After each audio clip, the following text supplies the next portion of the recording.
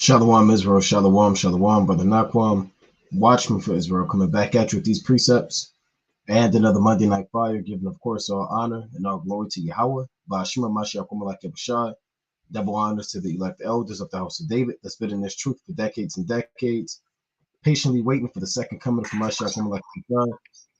Shalom.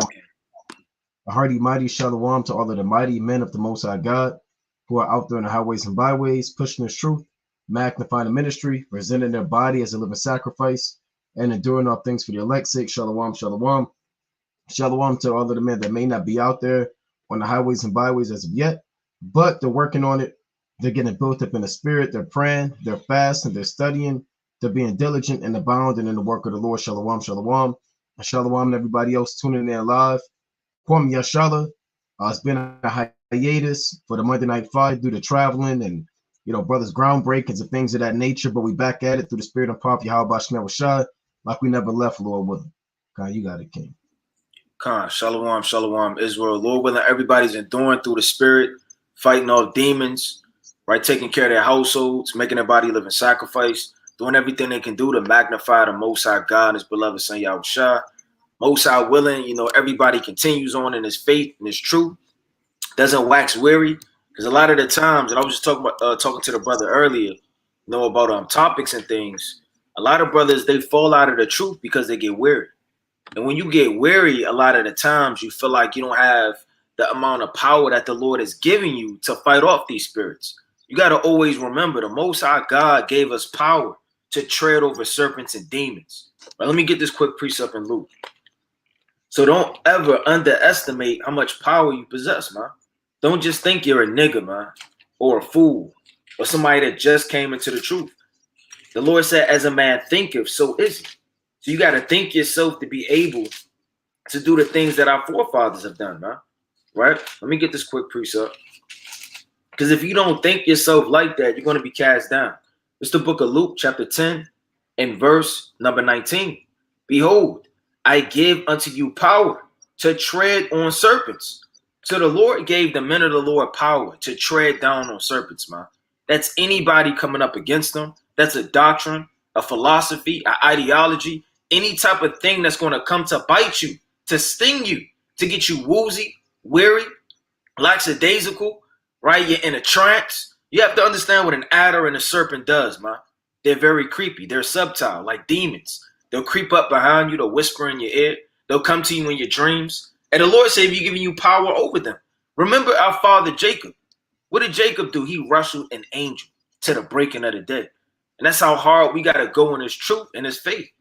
It says, behold, I give unto you power to tread on serpents and scorpions and over all the power of the enemy. And what do scorpions do? Scorpions get you dizzy when they sting you. Not all so-called scorpions kill you. They'll get you woozy, dizzy. They'll get you numb. So these are the characteristics of these different creatures, right, as they come to you. But the Lord said, under all of those things that happen, He's giving you power over them. And nothing shall by any means hurt you. So you have to believe that through the spirit and power of the Most High God, that nothing is going to take you out of this thing. You got it. Yeah, that's Israel, man. Right? Israel is not just it's not a club. This is not something to just get into, like you got into the football club or the yearbook club, or you tried your hand into Christianity, or you tried your hand into Islam, or that didn't work out for you. So now you want to try the Israelite thing, right? You heard that it's a new thing coming up. You heard about the Hebrew Israelite movement. You saw Kanye West kind of make a post. You saw Kyrie Irving drop a link, and you decided that it's something for you to spend the next, few months in, man, to kind of figure out what's going on, see how they dress, maybe try a little bit of that lamb you keep hearing your cousin talking about, put them things in the bottom of your shirt because they match your new Jordans. This not what this thing is about, man. The word Israel means he is a prince of God. Yashar Allah, he prince God. The account of Jacob wrestling an angel is a foreshadowing of our lot that we have to deal with on a day-to-day basis, man. Now, Jacob wrestling an angel is not just a story that's told. And that's another thing. People, brothers, they may say, well, the story about Jonah and the fish. It's not a story, man. This is not Aesop. What is it? Aesop fables, man. Oh, okay. I heard the story about Noah and the ark. These aren't stories. These aren't passed down black hood tales, man. Right? That your granny puts out on the porch, man, in the summertime, where everybody's shucking corn and peas. These are real accounts. Right? Let me get this in Genesis chapter 32. Right? Let me get this real quick. This is Genesis, and we have to go back over these accounts because sometimes we lose sight of what Yahweh Bashim has created us for and what our forefathers had to endure, right? And what that means for us. Now, this is the book of Genesis, right? Chapter 32, and I'm going to actually get the account, right? So like you, this Genesis chapter 32, and I'm going to start at verse 24. And Jacob was left alone, and there wrestled a man with him until the breaking of the day. Now, when you read this account, this man is an angel. It's not an actual man, Steve or Joe. No, it says Jacob was left alone, right? Jacob is not just a man, right? We know he is in a sense, but he's a representation of all of Israel, man. And we're left alone, man. We don't have Yahweh Shai in the flesh. You don't have all of the chariots, right? You don't have the mighty men of the Lord, Joshua, Moses, Abraham. You're not in your homeland.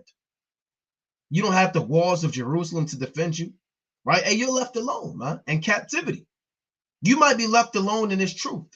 You might not have a brotherhood around you. You might not have a cap. You might feel lonely sometimes, man. You might be left alone, and you got to wrestle that spirit until the breaking of the day. Now, the breaking of the day spiritually is when Yahweh Shah returns. Because right now, this is the spiritual nighttime, where all of the wild beasts of the field do creep forth. We have lust demons, spirits of temptation, spirits of lewdness, profanation, folly, vanity. This is that spiritual nighttime. And how long was Jacob wrestling? Another word for wrestle is struggle. Right? Let me get this quick precept real quick. Ephesians chapter 6, right? Ephesians chapter 6. Ephesians chapter 6 and 12 links directly up with this account in Genesis. Right? This is Ephesians chapter 6 and 12. For we wrestle not against flesh and blood. Yeah, where's the account of Jacob wrestling against flesh and blood? There was no WWF belt back there. The heavyweight championship of Canaan. Right? Where's the account of the Canaanites having a world championship belt, man? And they had to wrestle for it. No, we don't wrestle against flesh and blood. You're not physically fighting these demons. This is a spiritual fight, man. This is a spiritual encounter that you're dealing with. Your own thoughts could plague you. Particular slothfulness could plague you. Lust, we keep speaking about, could plague you. Wrath and anger and folly could plague you, man, and make war against you. And you have to wrestle these spirits. So it reads, we wrestle not against flesh and blood, but against principalities, against powers, against the rulers of the darkness of this world, against spiritual wickedness in high places. So we're wrestling against spiritual wickedness in high places, man. And Jacob had the armor of the Lord on. That's how he prevailed against that angel, man. So that angel is a representation of what we have to go through as a nation of people, that we have been created to struggle. That's your lot, to struggle. You're Jacob, right? Jacob didn't just have an easy road, man. He said, few and evil have been my days on the earth. When he told Pharaoh that, Pharaoh asked Jacob, how old are you? He told him how old he was, said, few and evil have been my days on the land, paraphrasing. So we ought to remember that you are Jacob. You have been created to struggle. It's not going to be a handout. You got to fight, though. Jacob fought this spirit, right? I'm going to read two more in this, right? Genesis 32 and 25. And when he saw that he prevailed not against him. So the angel wasn't prevailing against Jacob, right? So what did the angel do? He touched the hollow of his thigh, and the hollow of Jacob's thigh was out of joint as he wrestled with him. And he said, let me go, for the day breaketh. And he said, I will not let thee go, except thou bless me. You got to bind these demons up, man. You got to bind these angels up. They begging to flee. And even them demons beg Yahweh Shai, cast me into the swamp. Right? Art thou here to torment us before the time? Jacob was tormenting this angel, man. This demon said, or the spirit said, let me go. That's how we have to have dominance over these spirits, man, to the point where they're begging to get away from you, man. Jake, you like to entertain these spirits. They should be begging to flee from you. Let me go. Stop fasting. You're doing too much praying. I can't dwell in this man's house. Right? It says, let me go, for the day breaketh. And the day is about to break, man. Right? The sun is about to return. And he said unto him, what is thy name? And he said, Jacob. And he said, thy name shall be called no more Jacob, but Yasher Allah. For as a prince hast thou power with God and with men, and hast prevailed. And one more point, his name was Israel after he won, right? After he defeated the spirit, after he wrestled and struggled and overcame, then he was truly Israel. You got it, King. Con. I think y'all are down backstage, but I'm about to bring this out in the book of Romans, right? So you got to understand too, like we going into through the spirit, Shalom, King. Like we going into through the spirit, so you got to fight these demons, right? And you're either going to be a servant unto the Lord, or you're going to be a servant unto Satan. This is the book of Romans, chapter 6 and verse 16. Know ye not that to whom you yield yourselves servants to obey, his servants ye are to whom you obey. So whoever you obey to, that's who you're going to be a servant to. If you bow down to the lust demon, well, brother, you're a slave unto lust. Whatever slave, and you got to know what slave owners do, man. Slave owners don't give you a nice cold glass of water. Slave owners don't make sure that you're okay. Slave owners don't have your best interest at heart. They're only out for gain and taking from you, man. And when you look at it through the spirit, these demons are going to abuse you. They're going to destroy you mentally, physically, right? They're going to get all down into your family, your wife, your children, right? They're going to hop on brothers that's next to you. And these spirits, they're trying to overtake you and overthrow you. So whoever you yield yourself, you're a servant unto, man. If you want to be a servant to lust, a servant by being weak and always crying when things get rough, be a servant unto what? Drinking and drunkenness, a servant to envy and hatred, right? A servant to slothfulness. A lot of brothers got the slothful demon. Right? Who's your biggest slave master, man? Who's ruling over you and reigning over you day in and day night, whooping you and beating you, man? And you getting smitten by the sun, which is affliction. You're sitting up there doing nothing about it. Because like we just going into our fathers, they fought, man. I never seen a righteous man in the scriptures bow down to Satan, man, and just deal with whatever they're dealing with and just say, well, it is what it is. Satan, you won. They always fight. They always prevail because the Lord is with them. Know ye not that to whom ye yield yourselves servants to obey, his servants ye are to whom ye obey, whether of sin unto death or obedience unto righteousness. So you have two decisions to make, man. Are you going to be a damn servant unto death or obedience unto righteousness? But God think, Salakia, but God be thanked that ye were servants of sin, but ye have obeyed from the heart that from the doctrine which was delivered you. Being then made free from sin, ye became the servants of righteousness. So if you're going to serve the Lord and become a servant, don't call yourself a servant of the Lord and you're lukewarm. Don't call yourself a servant of the Lord, because that title was thrown around too much. I'm a servant. I'm a handmaid. I'm a man of God. I'm this, I'm that. Well, servants, they serve night and day. Hey, the Levites, they were employed, like it says in the scriptures, night and day from their office. They didn't rebel from their office. They didn't leave their office. If you're a servant, you're going to serve something no matter if it's raining, if it's a storm outside, if it gets rough. A lot of people go harder by their financial jobs in this society than they do for the Lord. Or your boss will call you, come in. It's raining and it's storming, and you slipping on the road just to make sure that you get to work on time so you don't get fired. Well, brother, we're employed into this work, man. We're about our Father's business. And if you don't treat this as hard as your life depends on it, which it does, you're going to be done away with. It says this, being then made free from sin, you became the servants of righteousness. I speak after the manner of men because of the infirmity of your flesh. For as ye have yielded your members servants to uncleanness. A lot of people, they yield their servants. So like they yield themselves and their members servants to uncleanness, man. and whatever uncleanness that may be, you yield yourself to that. First, before you sin, there has to be a thought in your mind. Then that thought, you have to entertain. Then entertaining it, you have to reach forth your hand to tackle whatever that is. And it's a thought process. You don't trip and fall into adultery. You don't trip and fall into drunkenness. No, it's one sip at a time. It's one glance at a time. It's one stare at a time. You're entertaining these spirits. And to iniquity unto iniquity, even so now yield yourself members, servants to righteousness unto holiness. So that's the spirit that we got to be moving in the last days. God. And I want to add to that. This is 2nd Ezra chapter 7 and verse 57. You know, and the Lord said, endure hardness as a good soldier. Or he brought that out at camp this past Shabbat.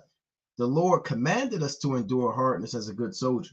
And that's another mentality that we have to have as we are in this truth, right? Soldiers, they have to deal with danger. There are men in Acts the 15th chapter, Paul, Barnabas, Silas, men that have hazarded their lives for Yahweh Bashim Yahushai, man. Right? So being a soldier is enduring hardship, danger. As a soldier, you run the risk of losing your life on the battlefield. As a soldier, you have to taste victory, right? As a soldier, you have to follow instruction. As a soldier, you have to endure elements. You have to endure the heat, the snow, the heavy gear, right? The equipment, the stress. You have to deal with it. Hey, soldiers, they're not around their wives all the time, huh? Right? They're not around. Hey, they're writing these letters to their wives back at home, back in the day, man. You know, hoping that they women write back.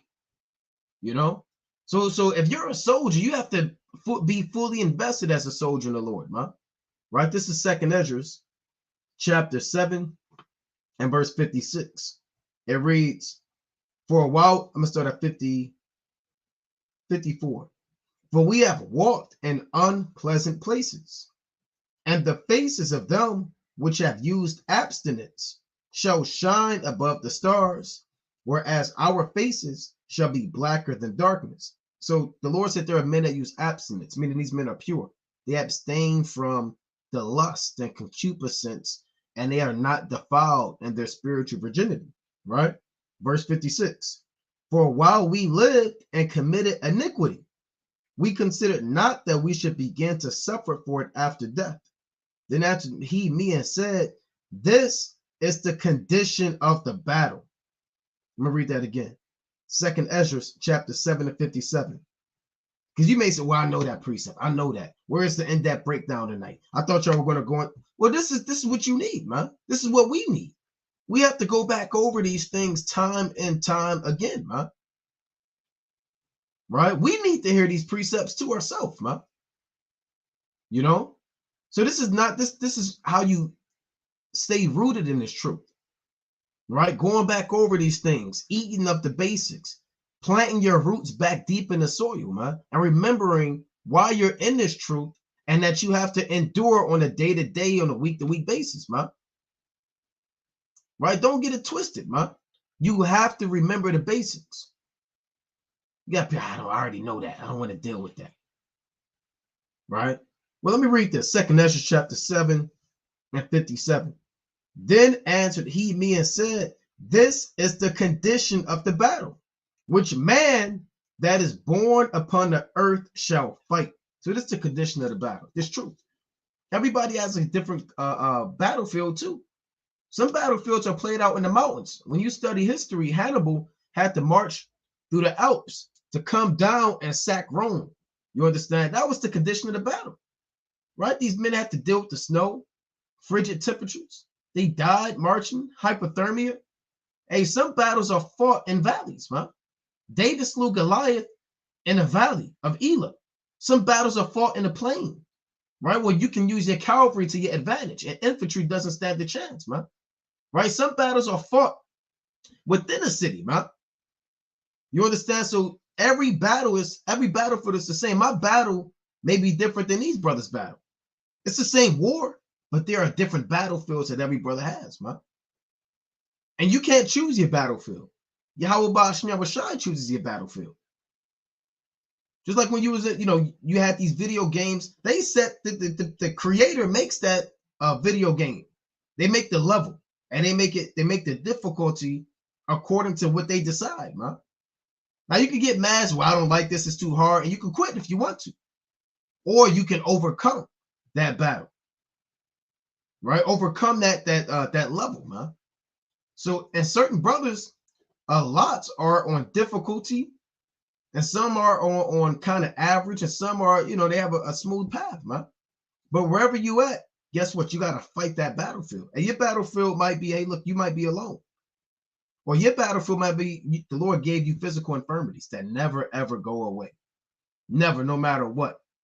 You just got to deal with it. Hey, some brothers' infirmity, had to deal with their wife dying. Ezekiel, the Lord took his wife from him. He said, don't cry. Don't weep. And he had to deal with it, man. Ezekiel said, I spoke to the people in the morning, and at evening my wife died, and I did as I was commanded. That was his battle. The Lord told Jeremiah, you are not going to get a wife in this place. He had to deal with it, man. The Lord told Moses, stop asking me about the promised land. You're not going. That was his battle, man. To deal with Israel and deal with these situations. Every brother has a battle, man. Judas Maccabee's battle is different than Joshua's. Joshua's battle was different than Nehemiah's. And whatever situation all these men were in, Mordecai's lot, the situation, the battle was different than our Lord's, man. So all of these men whose names live forever, read these accounts, and they all had a battlefield that was set up. And look how they encountered that battle, went to war, and endured. You understand? So you have this earth and these obstacles against you, man, and this world against you.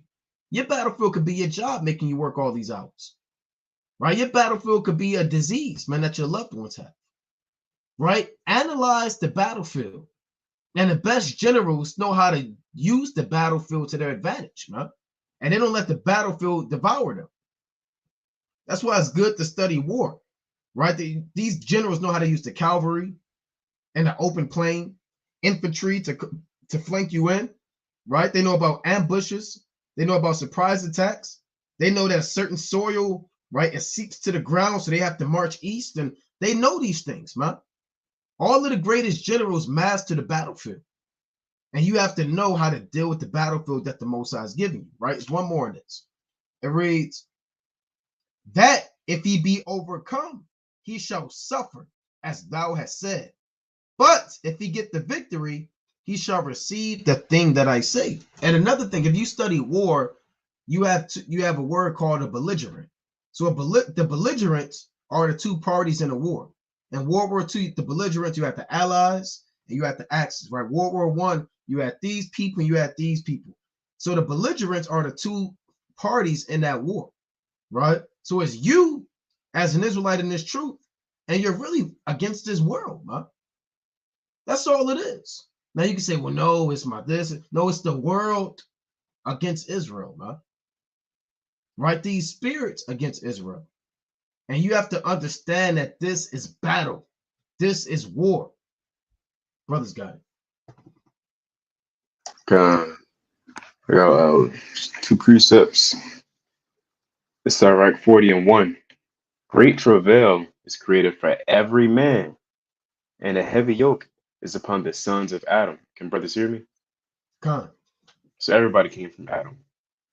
From the day that they go out of their mother's womb to the day that they return to the mother of all things. Right? So if you came out your mother's womb, there's going to be a great travail before you, a great battle. The brothers already mentioned it. That battle could be financial worries, so-called. It could be lust. It could be doubt. It could be depression. I mean, there's a list of things. There's a list of spirits that's going to bulk up against you and try to have dominion over you and try to have a power and authority over you. But it's up to you through the spirit of power and precepts, counsels, fasting, prayer, and wisdom to overcome. This is Sirach 33:19. Give not thy son and wife, thy brother and friend power over thee while thou livest. Right? But that doesn't mean, it's not talking about spirits. This includes spirits. You don't want to have spirits over your life as well. and give not thy goods to another, unless they repent thee, and thou entreat for the same again. Right? That spirit took all of your time that you could have been studying.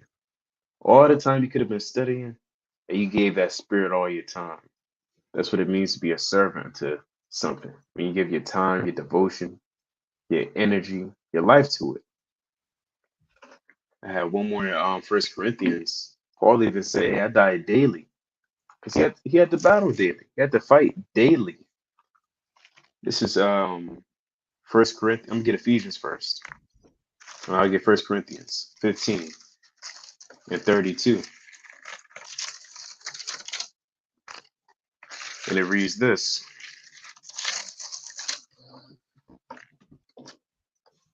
After the manner of men I have fought with beasts at Ephesus. What advantageth me? It's like, what advantageth it me if the dead rise not? Let us eat and drink, for tomorrow we die. Be not deceived, evil communications corrupt good manners. But nevertheless, I bring this out to say, hey, Paul went through it. He absolutely went through it. So being in this truth, you're gonna have to go through it. That straight and narrow is it's not literal. You don't actually have to go through a straight and narrow, type of, what do they call it? That people go through, a tightrope. It's not a literal tightrope that you got to go through, right? That just represents how much struggle you're gonna have to really push through to get to the kingdom. For those who may have played sports such as basketball or football, you have to run. You got to push through people.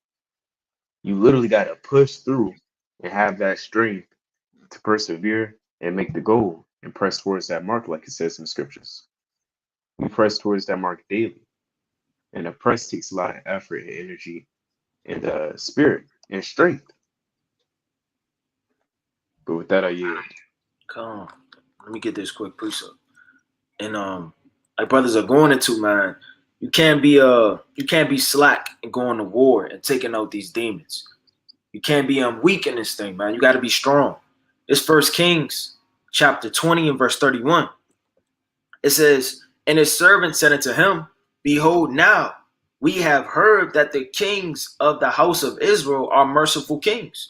That's the last thing you want your enemy to say to you, is that you're a merciful king. It says, let us, I pray thee, put sackcloth on our loins and ropes on our heads and go out to the king of Israel. Peradventure, he will save thy life. Why is it even in your enemy's mind that you could be saved?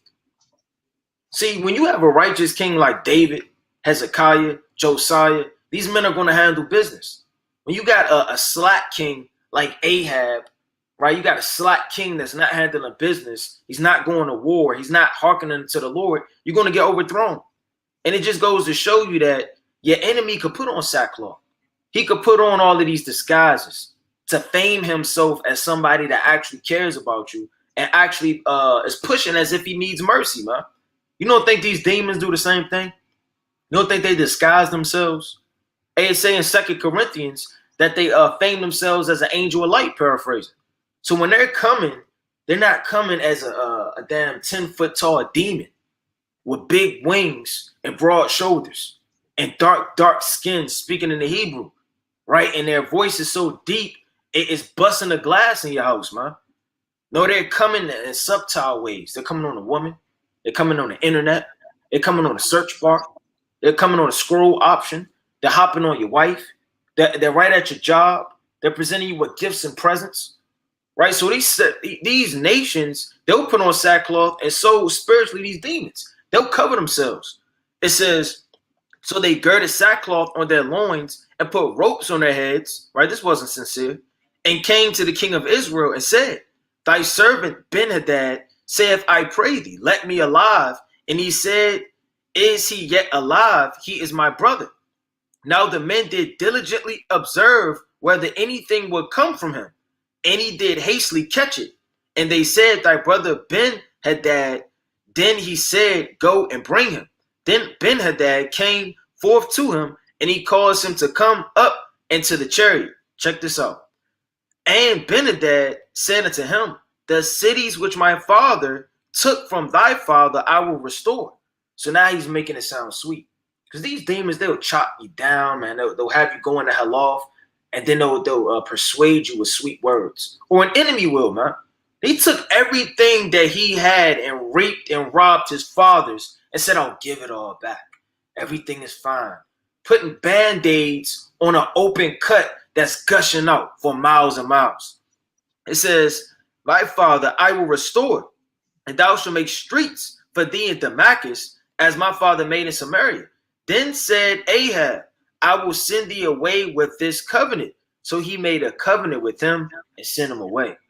And in Jeremiah, it said, cursed be he that keepeth his hand back from drawing blood, man, paraphrase. So this man should have killed him, but he didn't kill him because he had a soft spirit and he didn't want to go to war. You have to kill your enemy. You have to take down these spirits. You can't be weak and make covenants with somebody that's prancing around, shaming themselves with sackcloth and loins on them, huh? You got to be having thick skin in this truth. Sometimes you got to rebuke the people that's closest to you. Sometimes you got to make hard decisions. Everything isn't going to be easy as a king in a position. But what happened to this man? His life went for his life. And the Lord got up with him because he should have destroyed him. He should have went to war. He should have did what he had to do, but he would draw from that through having mercy. You don't want to look at your life, oh, that spirit isn't that serious. Oh, it's not that deep. Oh, everything will be okay. Because you're moving in the spirit of this man when it was actually that serious. You should have killed it off. You should have destroyed that member off you. You should have did what you had to do, right, for the Most High to show you mercy. Brothers got it. Yeah, these spirits are like a. Go ahead, Yardan. I had a quick point. I was going to say, when a king goes to war, everything has to be put into consideration. He has councils with the generals, the commanders, whoever, the Air Force.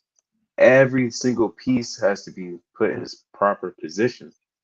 And if he disregards one piece, I mean, that's crucial because you end up losing a war. You forget to pray that one day, bam, that spirit just devoured you. And you wonder, sitting down, crying, well, what happened? You didn't consider. You didn't consider all things. Yeah, and a quick point. See, the difference between the world now and these leaders, these what you call kings. Some countries still have kings. I believe Saudi Arabia has a king, and other countries still have kings. They have presidents, they have prime ministers, dictators. See, the difference between our kings and those kings is our kings went to war. David literally went to war. He didn't sit down and sign a sheet of paper and declare war before 300 men who could overturn his counsel.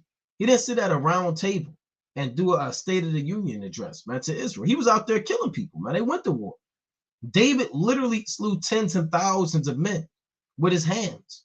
So many people he slew, he couldn't even build it. He was exempt from building the temple, man. Exempt. The Lord said, no, right? Too much blood on your hands, man. Amaziah went to war, right? Our forefathers went to war. Uzziah went to war, man. You know? So again, we have, even the priests went to war, right? The priests were on the front line blowing the trumpet, man, going to war. The priests carried the Ark of the Covenant into war. I don't do that. I'm just a priest. I'm a priest. I don't have to go. Well, the priests kill people, man. Was not Phineas a priest? What did he do? What about Mattathias? Wasn't he the priest of Modin? What did he do, man? These men, these priests, these kings, they had enemies, man. And they slew their enemies. Now I wanted to make a point to this is Sirach chapter 19, Ariah's point and what Yaradan was going into. Right? It reads, a laboring man. Right? Keyword, a laboring man. A laboring man that is given to drunkenness shall not be rich. Here's the point. And he that contemneth small things shall fall by little and little. Keep saying the small things don't matter if you want to. I'll fast next month. It's not that big of a deal. I'm not eating any pork. I'll fast when it comes around, goes around. Right? I'm not eating any shrimp. I don't have to study. I have my beard on my face. It's not that important to read it every day. You're contemning small things, meaning things that aren't on a grand scheme in your mind, you're putting it off on the back burner. Then you put the next one off on the back burner. Next thing you know, you're telling yourself, I really don't have to wear fringes. I'm only going straight to the grocery store. Then you say, I guess you kind of cut into my beard. You go to the barbershop, now you let them just kind of cut into your beard more and more and more, man. Now you're not really saying nothing. I know my natural line. Then you kind of cut more. Then you get a little bit more. And you just stop caring, man. He cutting all this. You let him just have his way with you, man. Right? So you can't be the brother that contempt small things, man. You know, your woman, she work, I don't know, 7 to 3. Now she coming in at 5. Oh, that's my baby. It's all right, Then she coming in at 7. Oh, that's my baby. That's my wife. She cool. 10:30. Oh, well, hey, look, hey, she got my wife, happy life. Now she coming in at 1:30 in the morning, 2:30 in the morning. Now she's not coming home 3 nights in a week. Then she's moving the dude in. Oh, well, I don't, hey, look. Now he's bringing his brother-in-law. Oh, well, hey, look, hey. Now you're getting kicked out, man. Oh, well, hey, look, hey. Now your bags are packed. You in a Greyhound to damn Louisiana somewhere, man. Oh, well, hey. It ain't no, oh, well, man. These things are going to build up and increase if you don't check them, man. And it's going to get worse and worse. Let me read it again. Right? Sirach chapter 19 and verse 1. A laboring man. And we should be laboring in this truth, man. Labor is work. You understand? That is given to drunkenness shall not be rich. That's spiritual drunkenness. If you give yourself over to binge watching 9 hours of your favorite Netflix show every day, you're getting drunk. Right? If all you do is you're in the studio all day and all night, you're getting drunk, man. If you're going back to the Christian church and spending time with Sister Loretta, man, and Uncle Willie, you're getting drunk. You're not going to be spiritually rich. It says, and here's the point, that he that contemneth small things shall fall by little and little. Right? Then you got a snowball effect, man. Kings don't contempt small things. Like Yaradon said, everything matters, man. How many bullets you have matter in today's world, man. Going to war. You understand? Where at the battlefield, that matters. The men you take to war, that matters. Wind speed matters for snipers, man. They can't just be a sniper and just shoot 100 yards. They got to measure the wind speed. Right? They have to hold their breath. They have to be still. They got to block out everything and focus. Everything matters in war, man. And if you don't pay attention, next thing you know, you're caught out there and you're going to have to deal with it. And you got to look at your life in this truth and say, what are the small things that I am contemning? Is it me not praying enough? Is it me putting off my fast? Is it me binge watching that God knows what? Is it me going to the clubs, freaking off? What are the small things that you're contemning that's going to cause you to fall by little and little?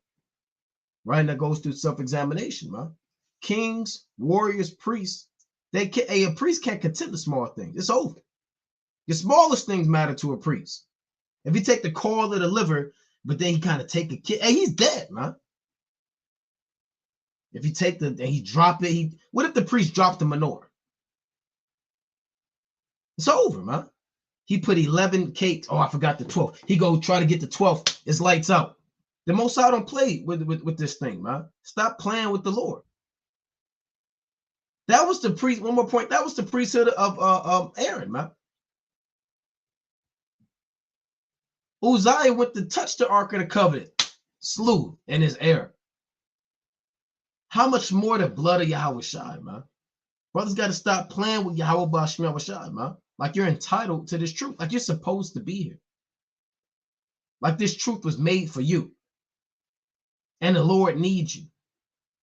Right? The Lord has set up this grace period for us to get right, man. Not for you to take this truth for granted. Brothers got it.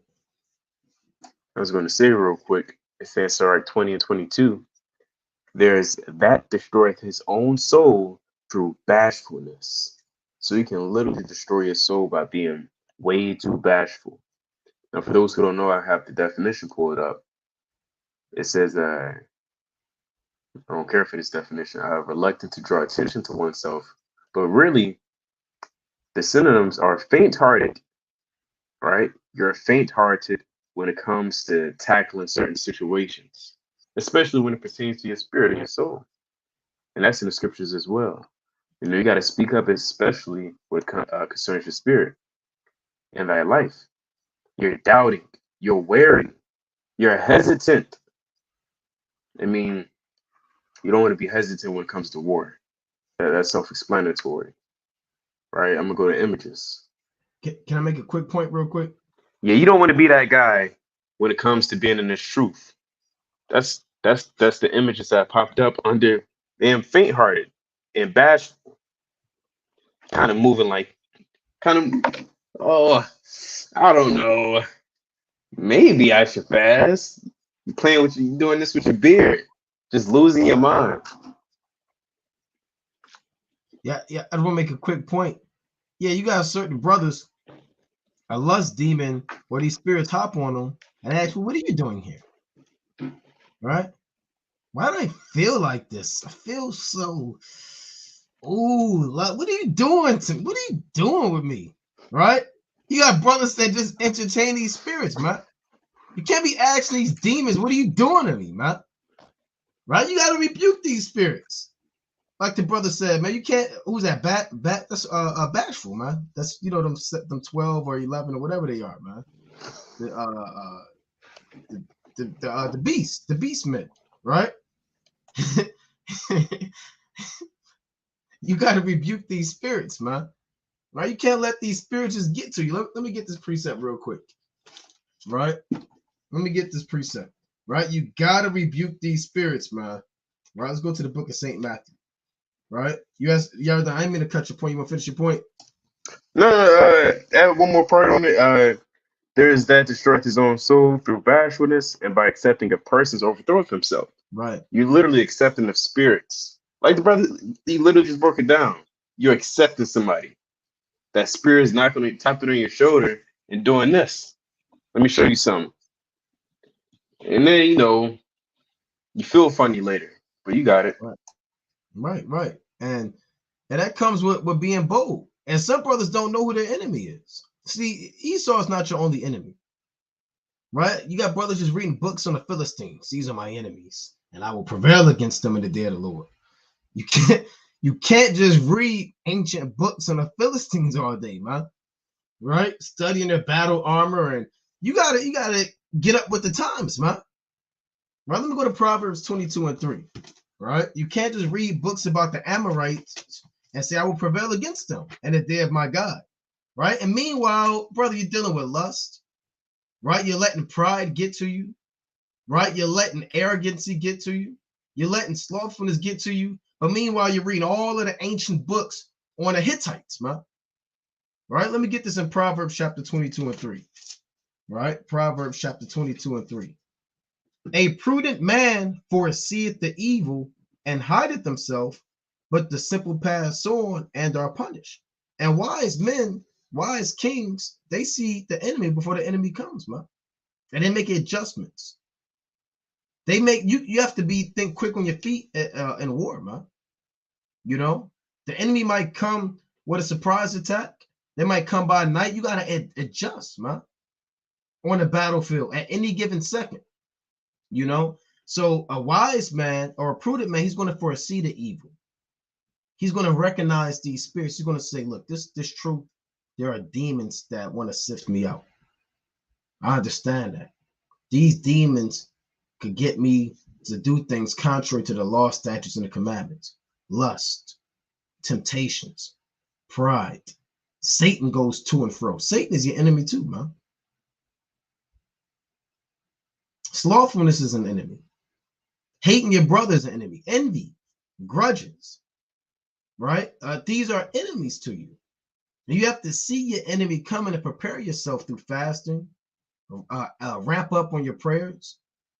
Be around the right individuals, the right brothers. If you're a man of the Lord, or the right sisters, you have to surround yourself with like-minded soldiers, right? You can't just go to war. One soldier don't go to war.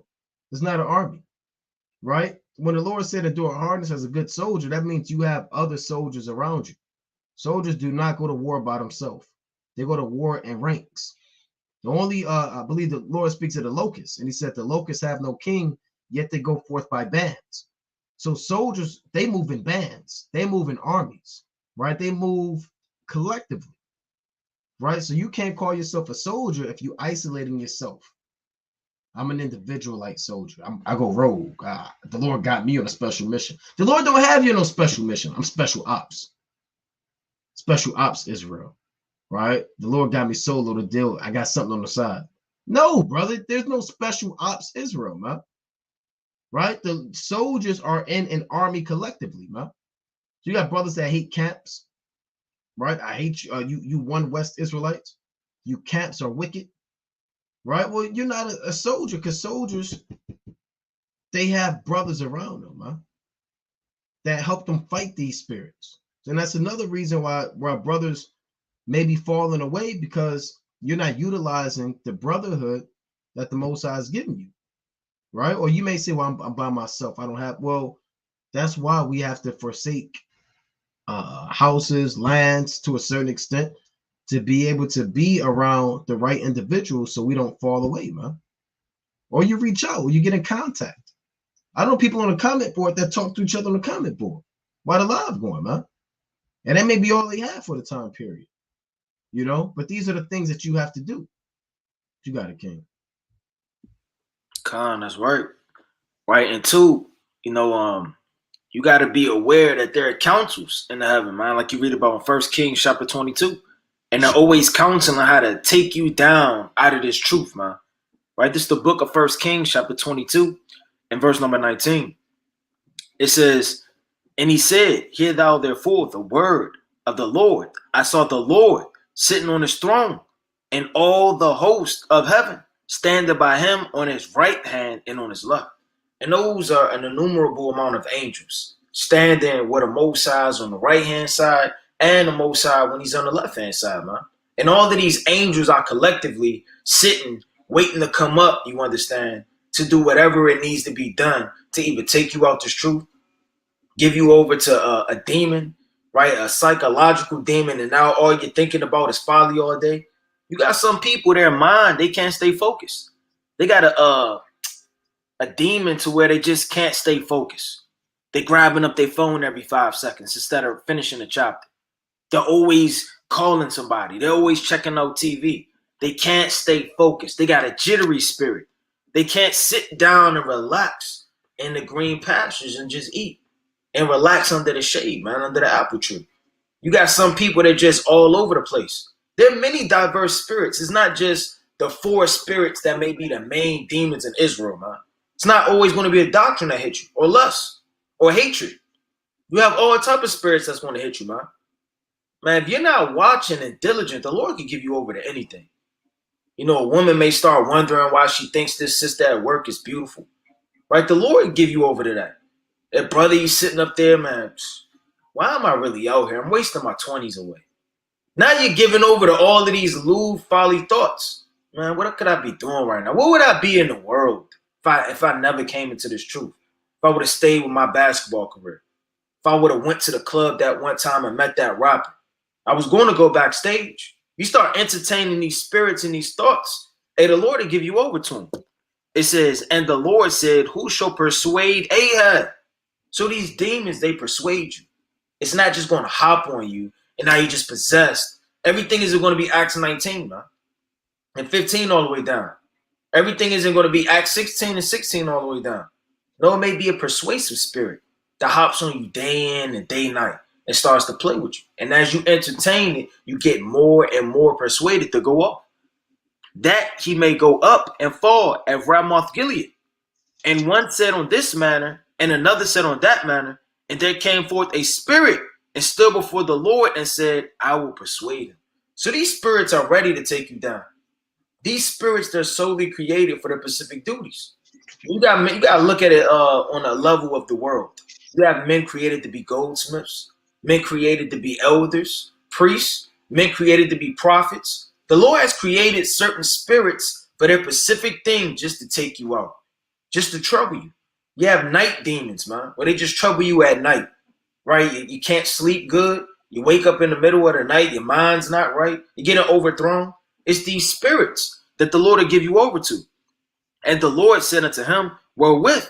He said, I will go forth and will be a lying spirit in the mouth of all his prophets. And he said, thou shalt persuade him and prevail also. Go forth and do so. Now therefore, behold, the Lord hath put a lying spirit in the mouth of all these thy prophets, and the Lord has spoken evil concerning thee.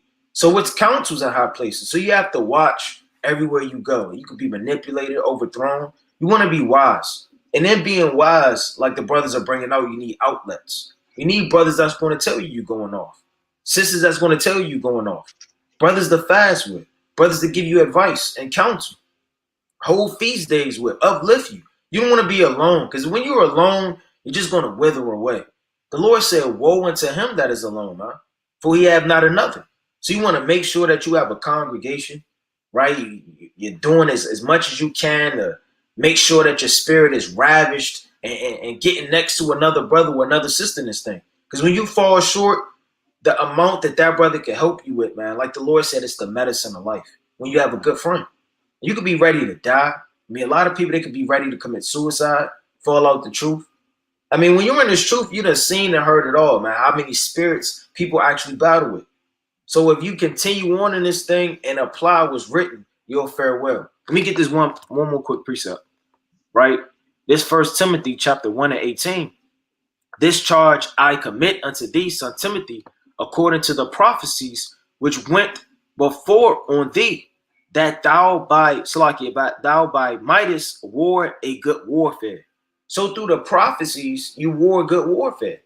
And the prophecies are going to keep you on the edge of your seat, man. The prophecy is going to have your heart, give you that extra damn resuscitation that you need. When you see all hell breaking loose, that's going to keep you on the edge of your seat. That's going to have you to understand it's more to war in this thing. It's more to do, right? When you see earthquakes, windstorms, right? You see all hell breaking loose in Russia and China and diverse places, right? The presidency thing coming in and everybody on edge. That's going to give you the type of sensibility and understanding that, look, man, this world is almost over.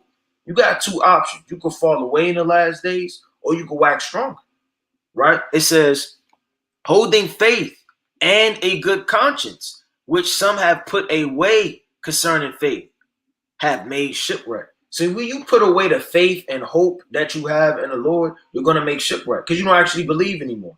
And that's the one thing keeping you in this truth, right? According to the grace and mercy of the Lord, it's your faith. The more you believe in this thing, the more rooted you're going to be. It's not about the in-depth breakdowns. It's not about all of the deep, dark prophecies. It's about how much you actually believe. Because if you actually believe, you're not going to go away and get shipwrecked. It says, of whom is Hymenaeus and Alexander, whom I have delivered unto Satan, that they may learn not to blaspheme. Brothers got it. That's right. And brothers have to take this into account, man. This is exhortation. This is also counsel, right? These things go hand in hand, and we have to charge, each other to stay on this course, man. I mean, time is ticking. If we only knew how close we were to the finish line, man, by measurement. If the Lord gave you the date, he said, look, you got 20 more days. Hey, Jake, man, you'll be pushing, man. You'll be grinding. Right, but this thing is not about signs. It's about, like the brother says, about how much do you really want it at the end of the day, or faith, really? How much do you really want the kingdom, bro? How bad do you really want it? Immortality, everlasting life, slaves, dominion, rulership, sovereignty. How bad do you keep talking about Revelation 13 and 9 and 10? How bad do you really want it, brother? Right? You talking about Isaiah 14 and 21, Isaiah 14 and 1, Psalm chapter 137 and 7, Ezekiel 35 and 14. You got Thou art my battle axe and your bio. You got, how bad do you really want these things, man?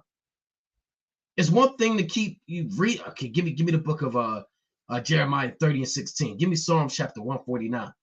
Bind their kings. Then after you read that precept, you're doing God knows what, man. You don't really want to bind these kings in chains, brother. It just sounds cool. Some of you maybe saw in the 300, you saw a movie, and you just want to kind of do that, man. Hey, if you really want to bind these kings in chains, you want to really chase these heathen out the earth, you really want a crown on your head, you got to put in work, man. You got to fight in this truth. You can't just read those prophetic, mighty chapters and precepts and then just go back and do God knows what and fall away, man. Right? The Lord said, we are not of them. Let me get that in here real quick, chapter 10. We are not of them which draw back unto perdition, but unto them which believe unto the saving of the soul. Now, let me get that real quick. In the book of Hebrews, the 10th chapter. Right? This Hebrews chapter 10. You got to ask yourself, how bad do you want it? Hebrews chapter 10 and verse 35. It reads, cast not away therefore your confidence, which hath great recompense of reward. And certain brothers, they cast away their confidence, all of their faith. They just throw it away.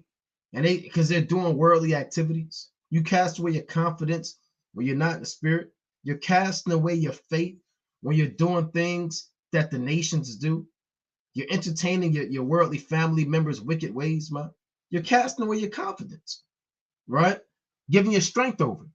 For ye have need of patience, that after ye have done the will of the Most High, ye might receive the promise. For yet a little while, and he that shall come will come and will not tarry. So you got to believe that the Lord is going to come. So you got certain men that say, my Lord, the Lord is coming. Right? And he eats and drinks with the wicked, man. My Lord, the Lord is, yeah, I wish I really not coming. I'm really not coming. Is this really the truth?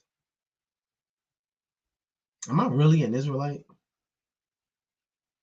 We will never really put the so-called, we'll never put them really in slavery. Right? I know that. I'm just, no, man. The Lord said, for yet a little while. And that little while is too long to some men. And he that will come, he's like he that shall come will come and will not tarry. Now the just shall live by faith.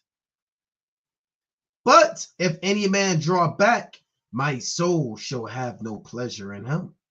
So you got to live by faith. You got to pray that the Lord keeps you in this thing, man. Pray that Yahweh Bashar Mashah increases your faith. Right? It's really about how much you believe. How much do you really believe that you're going to receive a crown on your head, man? How much do you really believe that these nations are going to be under your feet? Because if you really, really believe it, if you really, really believe that Yahweh Shah is going to return and that the chariots are going to cover the sky and the elect are going to get beamed up and the dead in Hamashiach are going to be raised first and that trumpet shall blow and Michael the Ark, if you really believe those things, man, you'll be in this thing.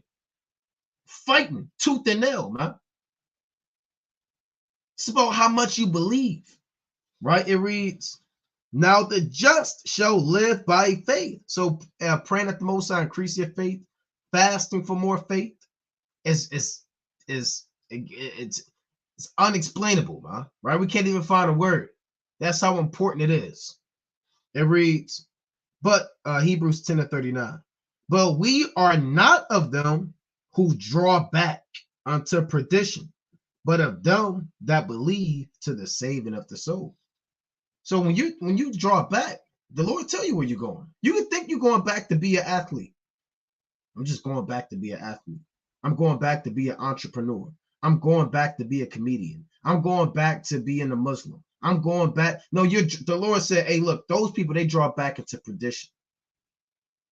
He told you where you're going. We are not of them which draw back into perdition. You got certain brothers, they looking in their rearview mirror at the old man. And then they put the car in reverse. Right? They got the backing up to go meet the old man. Roll the window down, open the door, let the old man get in. Right? Not an old man with you. Looking in the rear view, just wondering what it would be like. You can't be looking back in the rear view mirror, man. It's time to put your foot on the gas. It's time to get in the left lane. Right? The left lane is where they doing maybe 80, 85. You got the middle lane, they kind of doing 60, right? They got the guys on the right lane, they're right there on cruise control. They really don't know where they're going. They just out for a drive, right? They're just looking for the McDonald's, right? They're just looking for somewhere to go, man.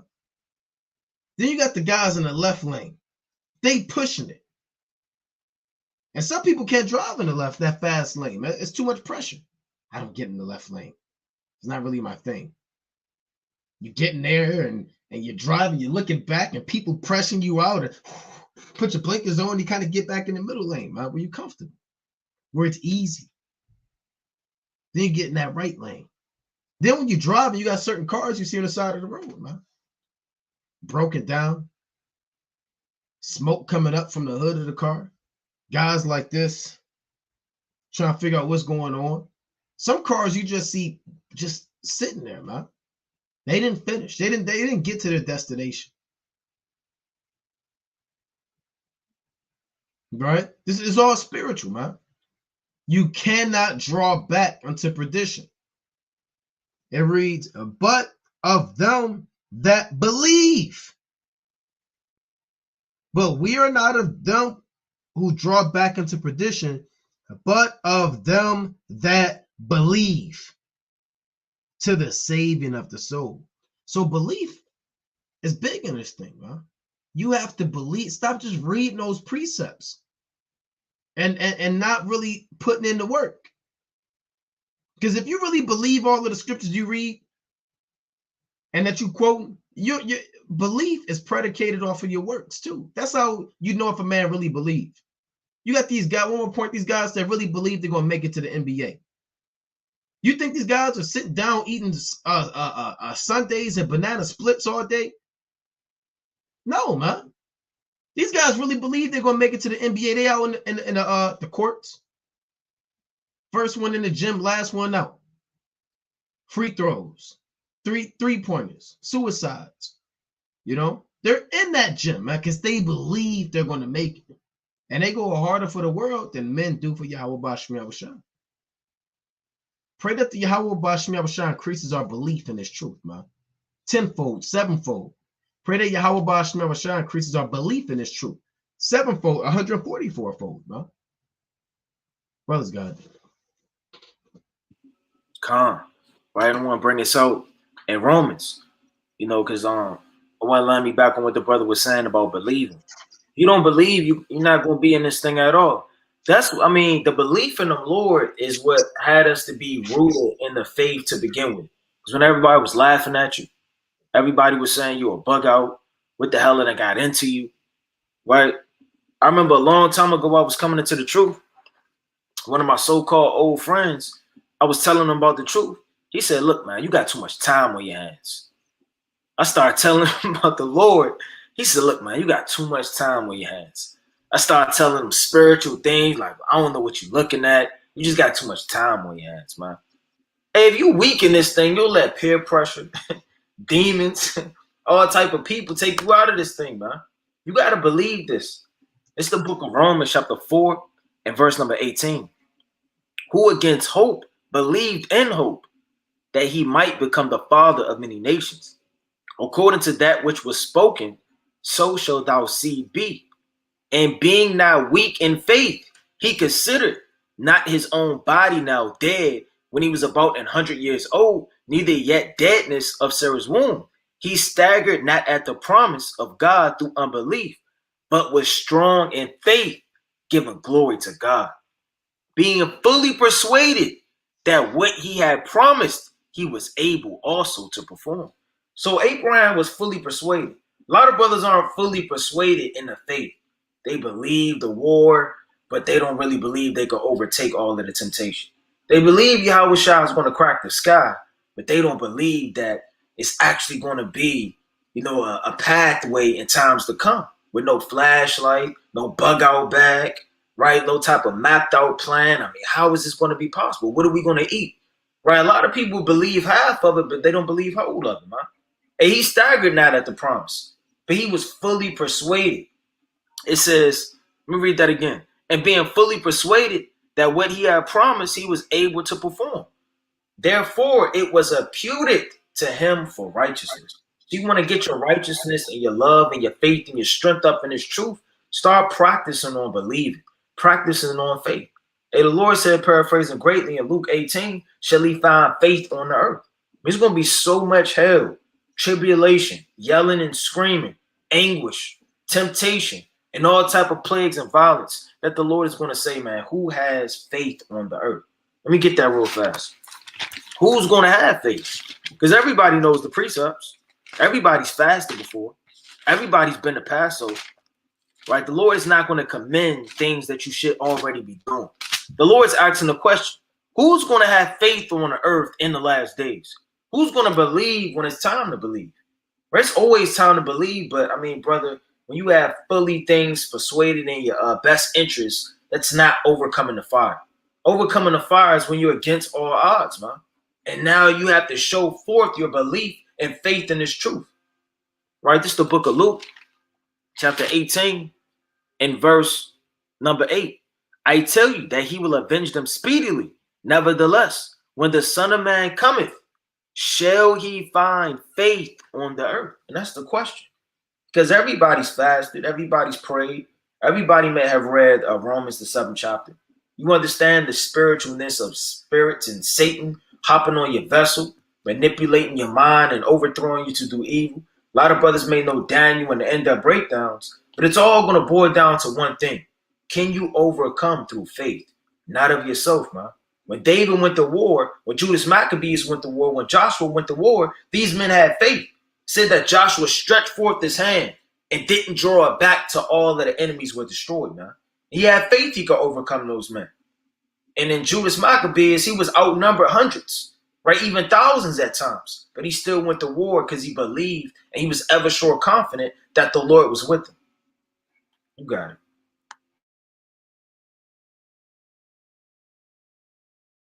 You on mute.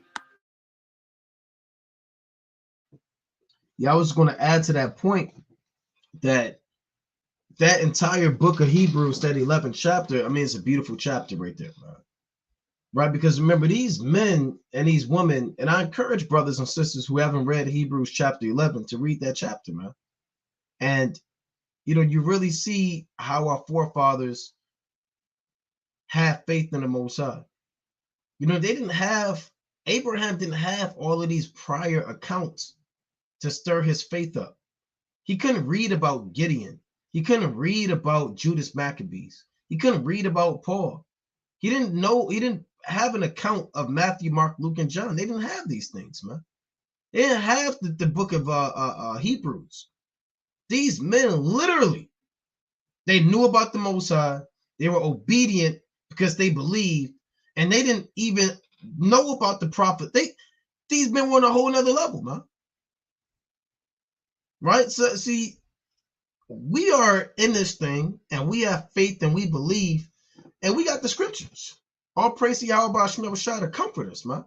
Forefathers didn't have all of these accounts, man, and yet they still press toward the mark. You think Abraham could just go when he was feeling low, go and read the Psalms? Right? When he sought judgment and vengeance, he was going into the prophecies, man. When he wanted to know about Yahweh Shai, he could open up the book of John. Suffering and patience, he could go just read the book of Job. They didn't have these things, man. You have these things at your disposal. There's no excuse. We have these things that are disposal. There's no excuse, man. Right? I had a precept in my mind. It escapes me, right? But Lord willing, let me get this real quick. And jeez, man, it's like I'm gonna have to let a brother get in there. Lord willing, to come back. Con. Oh, I got it. Okay, Con, all praise. Con, Slakia. This is the book of Hebrew. I mean, it's like 2 Corinthians chapter 4. This is one of my favorite chapters in Second Corinthians, right? Or the New Testament. It's like I was in First Corinthians. All right, Second Corinthians chapter 4 and verse 16. For which cause we faint not, but though our outward man perish, yet the inward man is renewed day by day. So the outward man perishes, it breaks down, your body gets old, your bones decay, your hair grows old, you don't remember anything like you used to, you lose your sense of hearing, eyes go dim. The outward man perishes, but the spirit, the inward man, should be refreshed day by day, right? Read on. For our light affliction, which is but for a moment, worketh for us a far more exceeding and eternal weight of glory. Here's the point. While we look not at the things which are seen, but at the things which are not seen. For the things which are seen are temporal, but the things which are not seen are eternal. So you can't look at the things that are seen, man. That's going to take your faith away. If you're focusing on the things that are seen, it's going to slowly diminish how much you believe in this truth. What are the things that are seen? Money, sex, woman, drugs, cars, fame, prosperity, the flesh, right? iPhones and flat screens and new cars and shoes and clothes, right? And happiness, and you're waiting on that big promotion at your job, and you're waiting on that 401k to build up, and you're just looking for the next big thing in this world. You're too busy focusing on the things that are seen instead of looking at the things that are not seen. What are the things that are not seen, man? Eternal life, a crown on your head. You should be looking at sitting at the table with Abraham, Isaac, and Jacob. Right? You should be thinking about having palms in your hands, saying hallelujah, man, to Yahweh. Right? You should be thinking about the chariots hovering over your head in the kingdom, man. These are the things that you got to look at. You have to understand that this is not it. This is not the end all be all, man. The Most High is about to overthrow this whole place like that. When Yahweh said like a thief in the night, he's not making that up. It's not something he said because it sounds cool. I mean, this play, it can hit the fan any second. Any second, things can go down. And guess what? You can't just hurry up and hopping back into the truth, man. Can't go hurry up and get your spiritual garment from under the bed or out the closet. Shake your spiritual garment off, iron out all of the wrinkles, and throw it back on and pretend that you was always in this thing, man.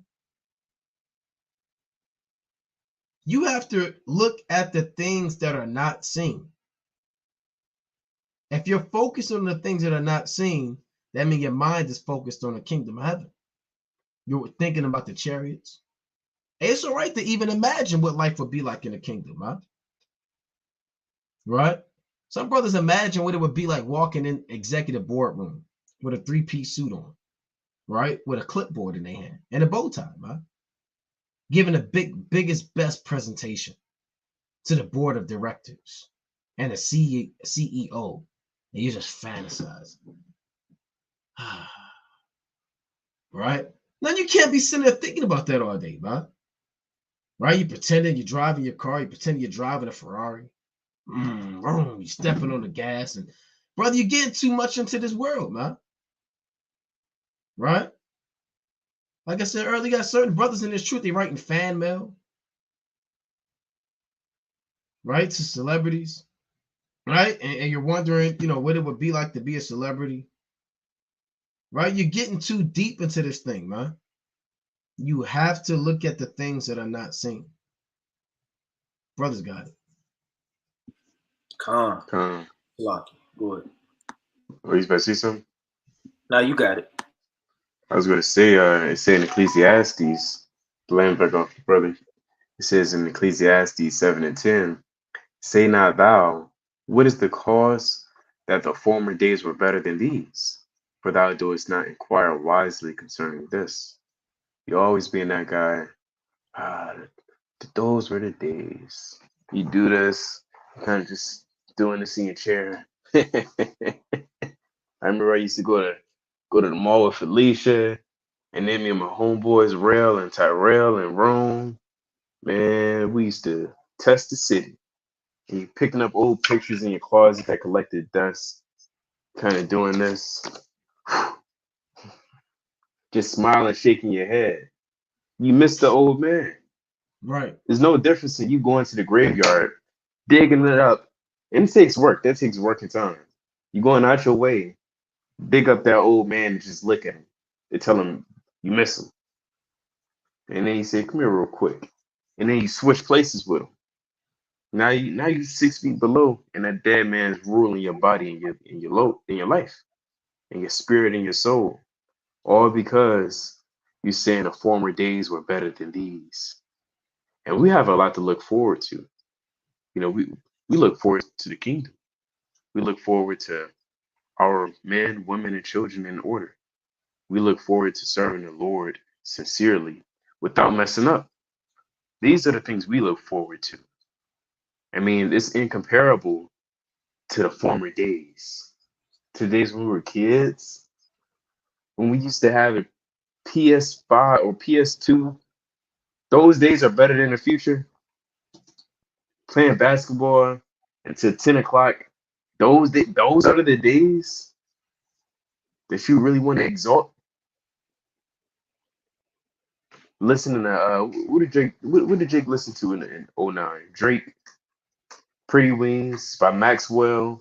They want to go back to those days where that music made them feel good. Where it made them feel good.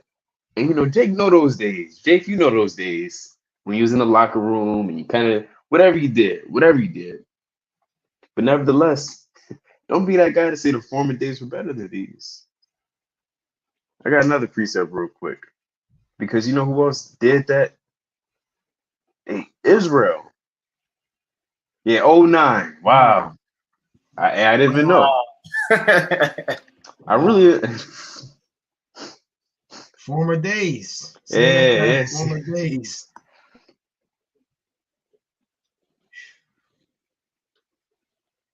Come on, let me get numbers 11. This is numbers 11 and 1. And when the people complained, it displeased the Lord. And the Lord heard it, and his anger was kindled. And the fire of the Lord burnt among them, and consumed them that were in the uttermost parts of the camp. And the people cried unto Moses. When Moses prayed unto the Lord, the fire was quenched. And he called the name of the place Taberah, because the fire of the Lord burnt among them. Right into the point. And the mixed multitude that was among them fell a lusting, and the children of Israel also wept and again said, who shall give us flesh to eat? So that the mixed multitude, the heathen, is kind of whispering. They represent that demon, that spirit. Hey man, you used to do that. They represent that old man. Hey man, remember Egypt? And then he starts scratching. Yeah. Egypt was fire. It was sweet. I don't care about the land of milk and honey. No, let's go back to Egypt. Let me go back to the old place, my old place of bondage, captivity. And that's the exact thing that's happening now. Jake, you want to go back to your old ways and stuck under bondage. Because through the Lord, like he said, the truth shall make you free. But if you don't want to know the truth, I mean, you're just going back into prison. And some Jakes, even on a carnal level, when they get out of prison, they don't know what to do. They don't know how to use their time wisely. And they do something mischievous, vile, or corrupt. And that ends them back in the prison. Because they miss it. They don't know nothing else. That's sick. How you miss the old days being stuck in prison, a 4x4 wall, doing them, what do they call them? Them push-ups all day. Them special type of push-ups. Hearing grown men 5 doors down the cell, just being loud, coughing and sneezing and nastiness. See, somebody said, damn, I'm guilty of the Maxwell era and songs. See that? Oh yeah, burpees. There you go. Yeah, Jake doing them burpees in prison all day. That's what it was, burpees.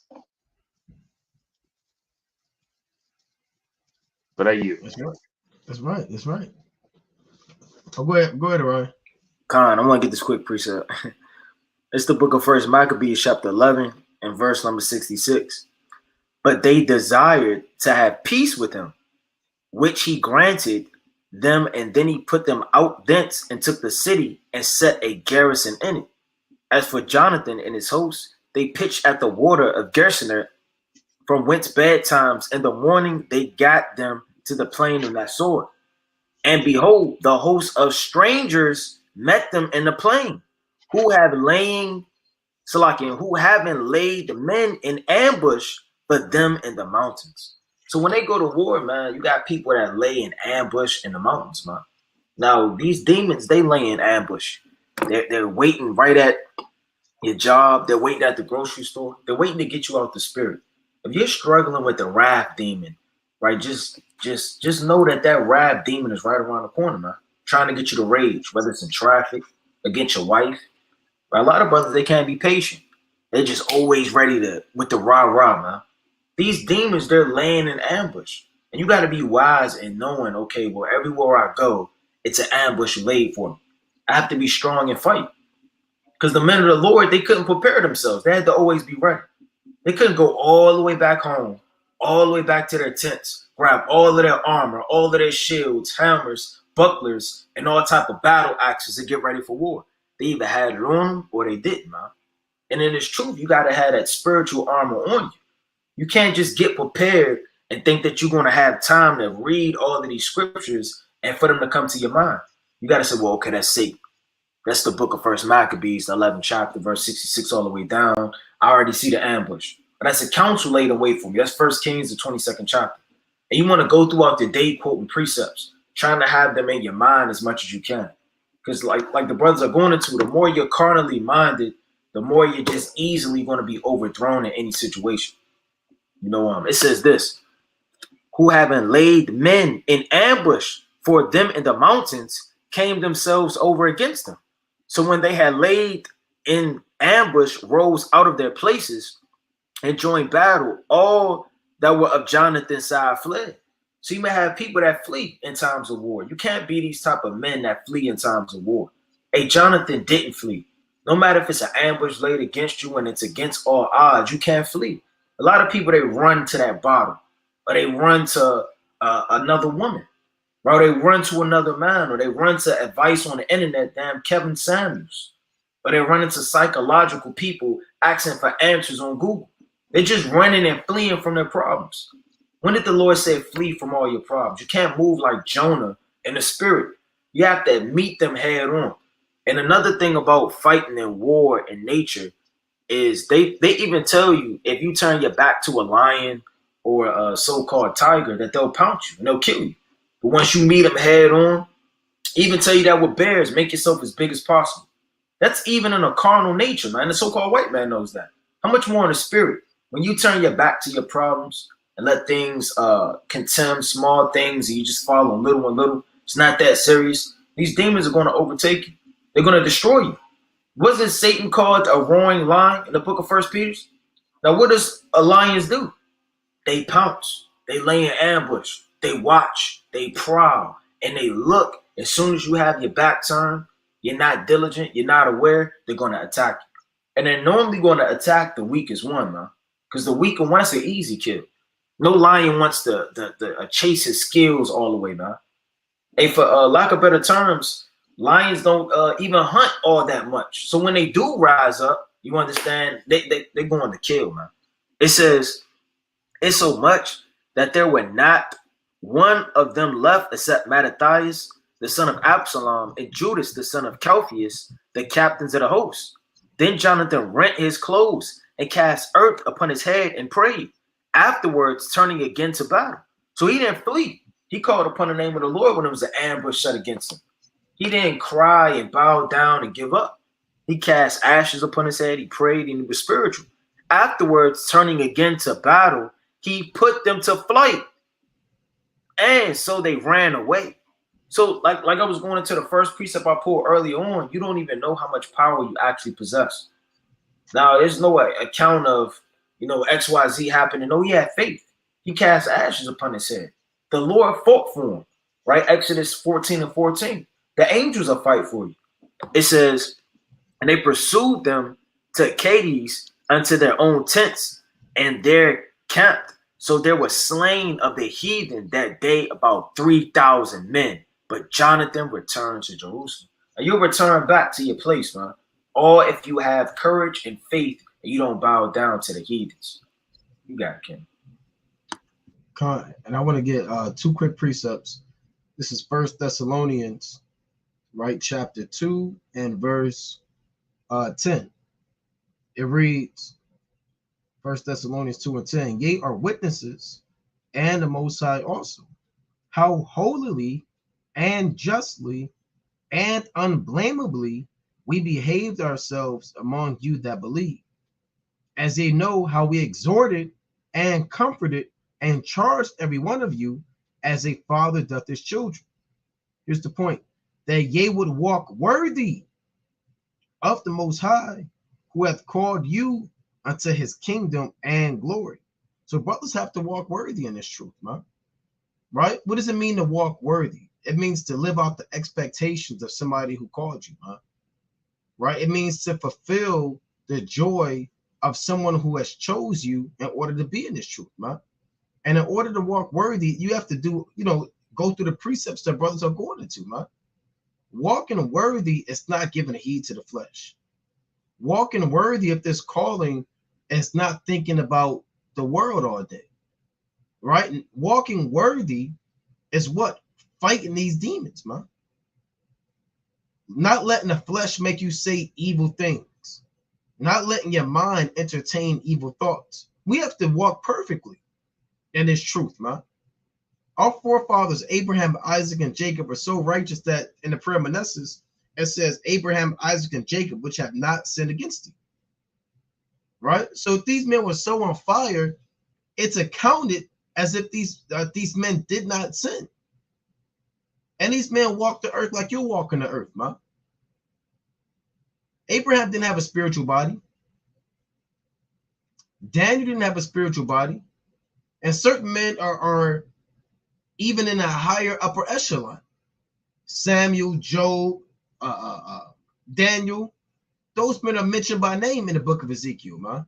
Though these three men stood before me, yet my heart cannot be towards his people. And you want the Lord, when your name comes up, you want the Lord to say great things about you in the third heaven, man. What is the Lord and the angels saying about you, man, on a day-to-day basis? Because you know what they said about Job? Let me get that real quick. What was the record of Job? Right? This is Job chapter 1 and 1. There was a man in the land of Uz whose name was Job, and that man was perfect and upright, and one that feared the Most High and eschewed evil. Now I'm going to jump down to verse 8. And the Lord said unto Satan, hast thou considered my servant Job, that there is none like him in the earth? He said, there's nobody like this man in the earth, right? A perfect and upright man, one that feareth the Most High and escheweth evil. Now you can either do two things when you hear that verse. The first thing you can do, what you shouldn't do, is say, oh, he's perfect, I can never be like that. Oh, but I don't even know how I can even do that. Oh, this is too much. Why does the Lord want so much great things of me? I'm only flesh and blood. I'm just a worm, right? Why? Either you can have that mentality, or you can say, wow, okay, Job was perfect and upright. I can be perfect and upright, right? I don't have to murmur and backbite.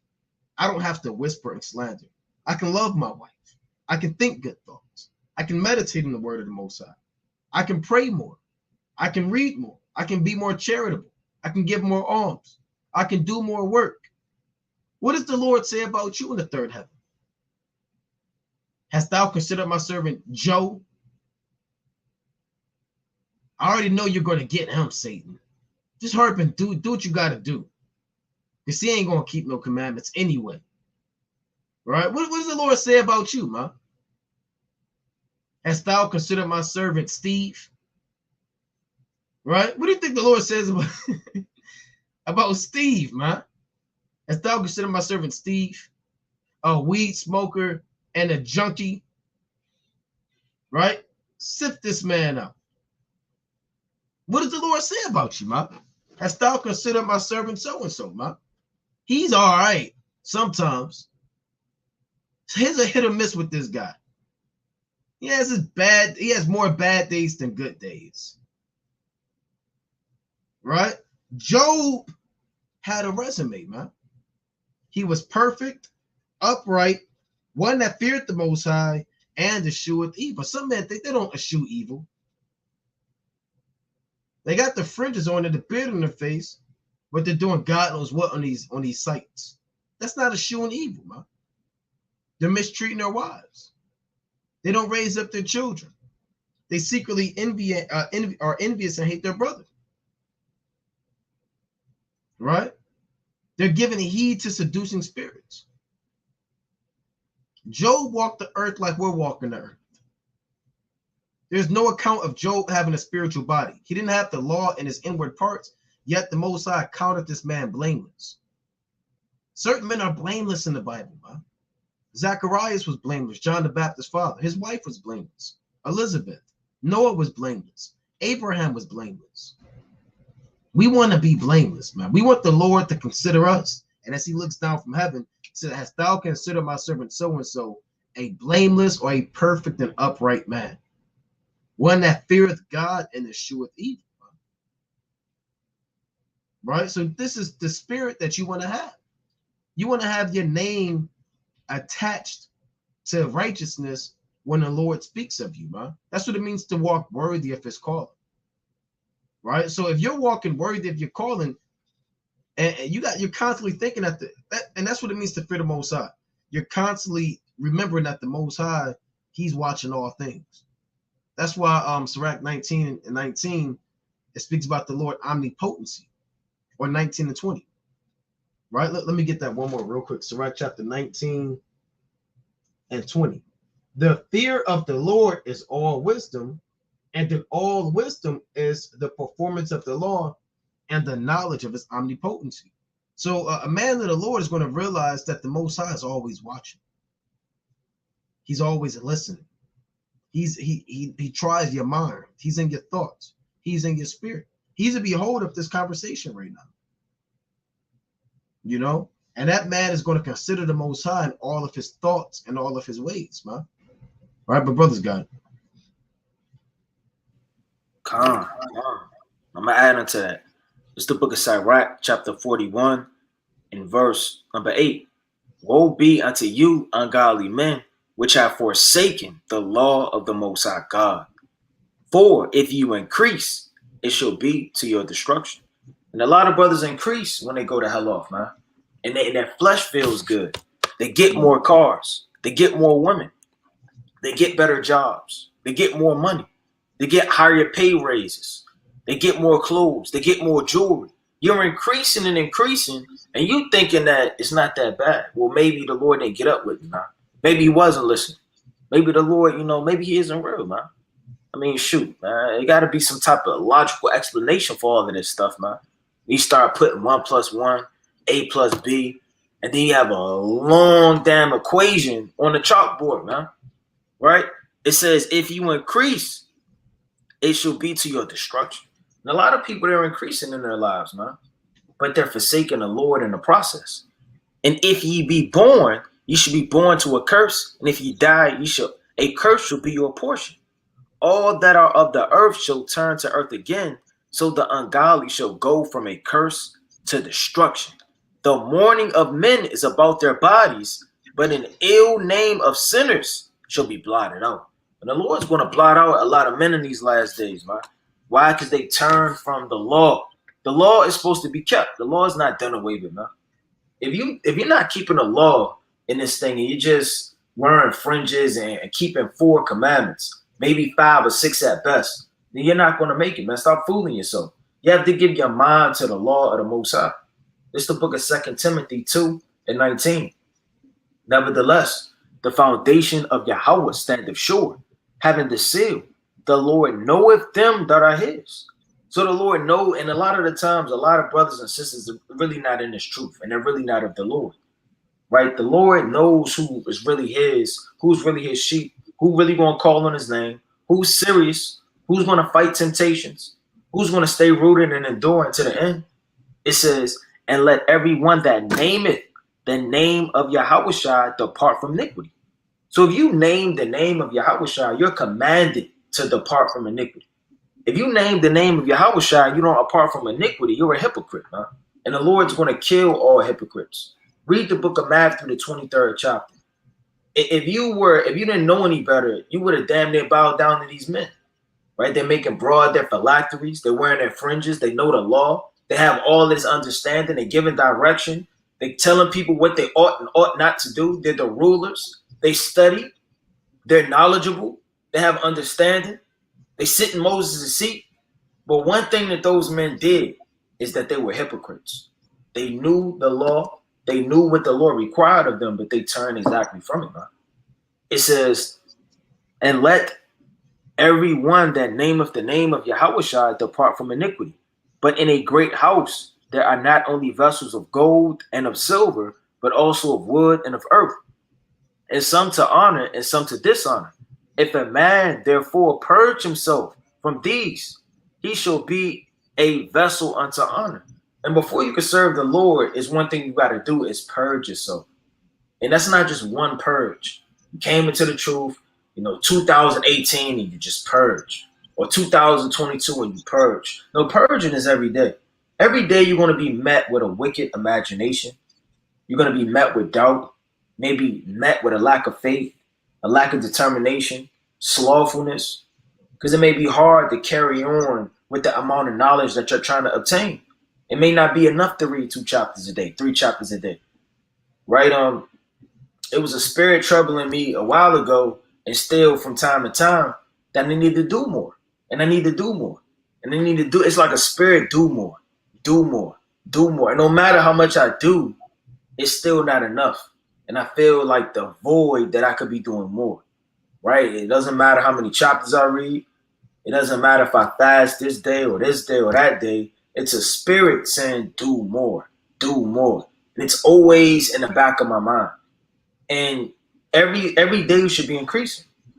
So all praise to the Most High, and pray for the Spirit of the Lord to push you to go harder, man. Should never say, well, I fast 2 times a week, 3 times a week, 1 time a week. I read 3 chapters, 7 chapters, and you fold your hands as if you're doing something in this truth, man. I give alms twice a week. That was what the man did in Luke, the 18th chapter. He justified himself, not understanding there's always more to do. The Lord didn't get any sleep. These men that we read about, they're different than us. They're extremely different. These sisters, our mothers in the spirit, our foremothers, they were on fire. And they went a lot harder than a lot of these men do that are on the highways and byways, with their laboring, with their love, with their compassion, with their continuance. Right? It says, let me read that again. And some to honor and some to dishonor. If a man therefore purge himself from these, he shall be a vessel sanctified and meet for the master's use. How can the Lord use an unjust hammer or unjust chisel, an unjust nail, man? The nail's crooked. What do you think the Lord is going to do when he starts to plant you and use you? You're going to bend. You're not useful for anything. Think the Lord wants a hammer that's cracked? The iron is rusted and it's cracked halfway down the middle. So when the Lord actually want to use you, right when he needs you, the hammer is no good. A lot of brothers are crooked. They're frail. They're not strong. You got to understand the Lord is building a temple. And in the temple, everybody has a specific place where the Lord is going to move you and put you. And he has master builders. These master builders are the men of God. The men that sigh and cry, work, read, pray, fast, don't make provisions for the flesh, and give their all to Yahushua, man. And serve him day in and day night, employed in the temple. But the other men, they're going to make excuses. They're the ones that are the rubber bands. They're the plastic, right? They're the saran wrap, right? Those men aren't going to be used. They're just a quick fix. You may be a quick fix. You may be teaching for a season. Maybe a husband for a season. But your lust and you're scratching your neck It's going to drive you back in the world. And you may be a faithful brother for a season until that time is over, and the Lord give you right back over to that spirit that never left you when you so-called came into the knowledge of spirit and the truth. It says, sanctified and meet for the master's use and prepared unto every good work. So every good work, you have to be prepared for the Lord to use you. Brothers, God.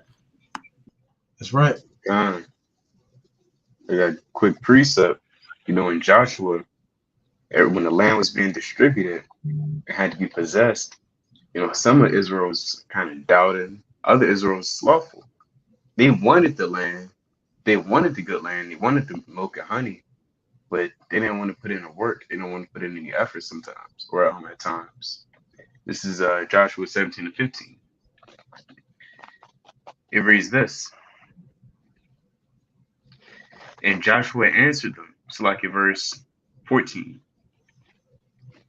And the children of Joseph spake unto Joshua, saying, why hast thou given me but one lot and one portion to inherit, seeing I am a great people, for as much as the Lord hath blessed me hitherto?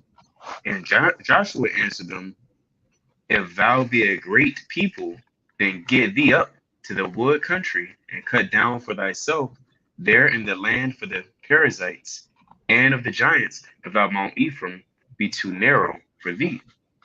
And the children of Joseph said, the hill is not enough for us. And all the Canaanites that dwell in the land of the valley have chariots of iron, both they who are Bethshean and her towns, and they who are of the valley of Jezreel. As if they didn't see all the miracles or a lot of the miracles and everything that the Lord did for them, they still kind of saying, well, it's still not enough. And they got chariots of iron too. That's off. That's off. And it says, and Joshua spake to the house of Joseph, even to Ephraim, and to Manasseh, saying, thou art a great people and hast great power.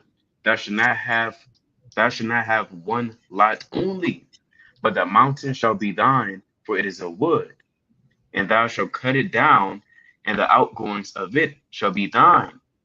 For thou shalt drive out the Canaanites, though they have iron chariots, and though they be strong. So if the Lord, is telling you, hey, here's the kingdom, and you telling the Lord, well, I got a heavy yoke, Lord, and I did go through a lot today, and Esau was afflicting me. Nobody wants to hear all of that. You got to kind of, know your lot and know what's destined for you and fight to get it through the Spirit. And you can't be slothful either. This is another precept in Joshua 18:3, where it says, and Joshua said unto the children of Israel, how long are ye slack to go to possess the land which the Lord God of your fathers hath given you? The Lord gave you your calling, whether it be to be a priest, to do this in the office, to do that, to do this in the camp, to do this in the body. And then Jake, you just slack. You just, okay. I guess after this one episode, let me finish doing my thing. Joshua had to get on the people. He said, how long are ye slack to go possess the land which the Lord God of your fathers had given you? That's lazy. The Lord already gave you the land. You just got to go possess it. Jake can't even do that. You got the kingdom. Hey, brother, all you got to do is read, study, pray, and especially above all, above most, have faith. But you can't even have faith. The Lord's not telling you to fight a lion. He's not telling you to fight a bear. The Lord didn't tell you have to fight, 3 men that fight like David. Hey, he's really giving us an easy thing in the grand scheme of things. Of course it can be challenging, but really that's why I say, hey, we can do all things through Yahushua. Hey, if you have that faith of the mustard seed, moving a mountain is like moving a water bottle. So in the grand scheme of things, it's not really hard. But you have to have that faith and mentality to believe so. You're not going to go to war saying, it's going to be hard. You're going to go to work, we got it. We got it. You're not going to go to the interview saying, kind of doing this. How did I do? No, you're going to be confident and bold. With that, I yield. Yeah, I mean, like it goes back to being about faith, man. And you know, in that account, and that's a beautiful account between the time of Exodus all the way up into the time of Judges, and how the Most High even had men. That's why it's in Jude, right? Let me get this in Jude. I bring this out a lot, right? This is Jude chapter 1, right, in verse 5, right? It reads, it's lucky. I will therefore put you in remembrance, though ye once knew this, how that the Lord, having saved the people out of the land of Egypt, afterward destroyed them that believed not. Huh? So the Most High could take you out of the world. This is what it's going into. It's going to coming out of the world and then still being destroyed once you know the truth, right? It's a reference, right, about what happened in the time of Moses and how the Lord saved them. They got delivered. They went through the Red Sea. They saw the wonderful works of Yahweh Bashim Yahushai. They had the cloud by day and the pillar of fire by night. And they walked through that Red Sea and they were saved. And afterward, the Most High destroyed them because they really didn't believe. See, you were called. And the Israelites in Egypt, they didn't do any works to be delivered, man, to be called out. We didn't do any works to be called out. What works did we do to be called out of sin? Called out of the world? Called out of lust, smoking weed, you was breaking the Sabbath, being a whore. A whore. What work did you do? You didn't do any work to come into this truth. The same way our forefathers didn't put in any work. It was by the grace, the Lord said, for the gifts and calling of Yahweh Bashim Yahushai are without repentance in the book of Romans, paraphrasing. So men are called into this truth without repentance. We didn't repent and then come into the truth, right? You were called into this thing. Now, the same way our forefathers were called out of Egypt, the Lord said, after all of that, he still destroyed them that didn't believe. So you can be called into this truth. But as if you really don't believe step by step, you're going to have the same fate as the men that died in the wilderness. Now, I'm going to get this in Numbers, the 14th chapter, right, about Joshua. We're going to hear what Joshua said to link up what Yaradan was going into, right? You can do a whole lesson on Joshua, right, and the wilderness, man. That's a beautiful account. But I want to get this out of Joshua, right, out of the mouth of Yahweh Bashim Yahushai, right? I believe that's chapter 14. All right, let me get that. Right, it's chapter 14 and 7. All right, this is the book of Joshua, chapter 14 and 7. 40 years old was I when Moses, the servant of the man. It's like, let me read this again. Joshua 14 and 7. This is Joshua speaking. 40 years old was I when Moses, the servant of Yahweh, sent me from Kadesh Barnea to espy out the land. And I brought him word again, as it was in mine heart. Nevertheless, my brethren that went up with me made the heart of the people to melt. But I wholly, that's WHOLLY, but I wholly followed the Lord my God. Right? And Moses sware on that day, saying, surely the land whereon thy feet have trodden shall be thine inheritance and thy children's forever, because thou hast wholly followed the Lord my God.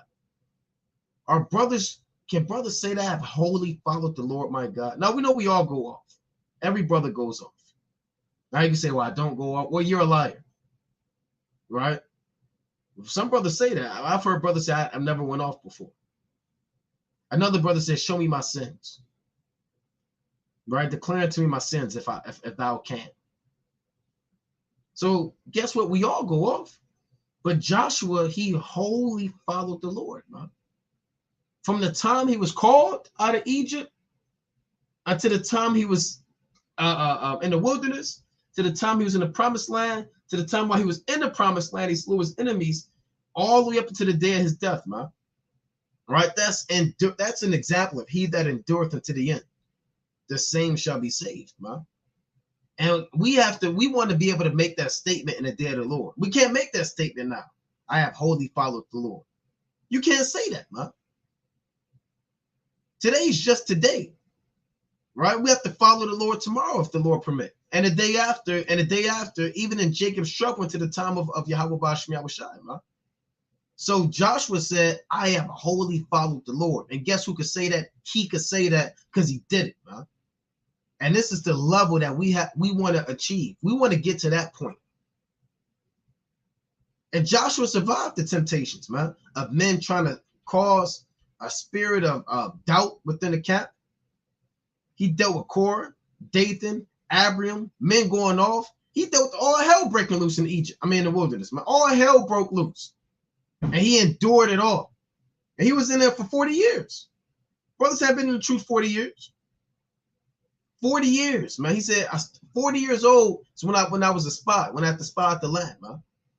And Joshua was well in his age, in his I can't remember the exact age that Joshua fell asleep, but he was up there, man. You know, he was up there. Let me get another account real quick in the book of Deuteronomy, the first chapter. So he wholly followed the Lord. This is Caleb. And Caleb also followed the Lord. There was another precept I wanted. I believe that's let me get this account. A brother got it real quick. I want to find this. Oh, I found it. Salakia. Real quick. This Numbers 14 and 23. Surely they shall not see the land which I swear unto their fathers, neither shall any of them that provoked me see it. But my servant Caleb, because he had another spirit with him, and hath followed me fully, him will I bring into the land whereunto he went, and his seed shall possess it. It says he hath another spirit. Does the Lord say that about us, man? And that brother got another spirit in him. Or do you have the same spirit as everybody else in the world, man? The same spirit of pride. You're still dealing with the same spirit of fornication. You're entertaining the same spirit of drunkenness. You're willfully entertaining the same spirit of madness and folly, man. You should have another spirit in you, a spirit of Yahweh Bashim Yahushai. The Lord said, Caleb, he got another spirit in him. He followed me fully. I'm going to get this man the promised land. Right? So that's what it comes down to, the following the Lord fully and having another spirit in you, man. Because again, you know, sometimes we abuse that grace. Moses so-called slipped up one time. He smote the rock, and that was it. That was it. Aaron built the golden calf, man. The Lord allowed Aaron to survive the golden calf, and then when Aaron didn't went with Moses to smite the rock, then he got taken out. So some people get multiple chances, some people don't, man. Every brother don't get the same level of grace, because the Lord said he giveth more grace to the humble. So some brothers get more grace than other brothers, man. You know? So you got to understand that you don't know what level you on. Is your grace about to run out? Is next time the last time? Right? Is that the final time for you, brother? You done been warned 30 times twice told to stop backbiting, murmuring, right? Take care of your family. Don't be an infidel. Don't be slothful. You stop dealing with wrath. How many times does the Lord have to tell you? Now you can say, well, the Lord didn't tell me. Yeah, I wish I didn't come to my door. I didn't get the bit.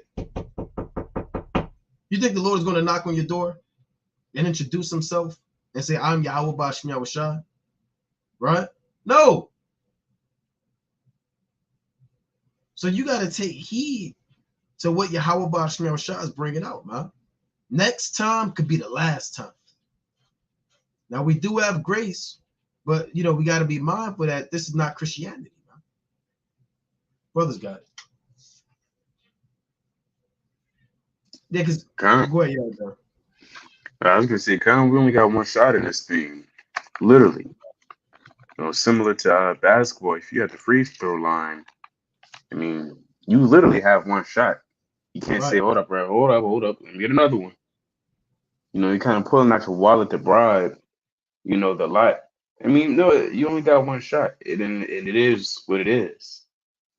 Let me grab this precept, Matthew 24:37.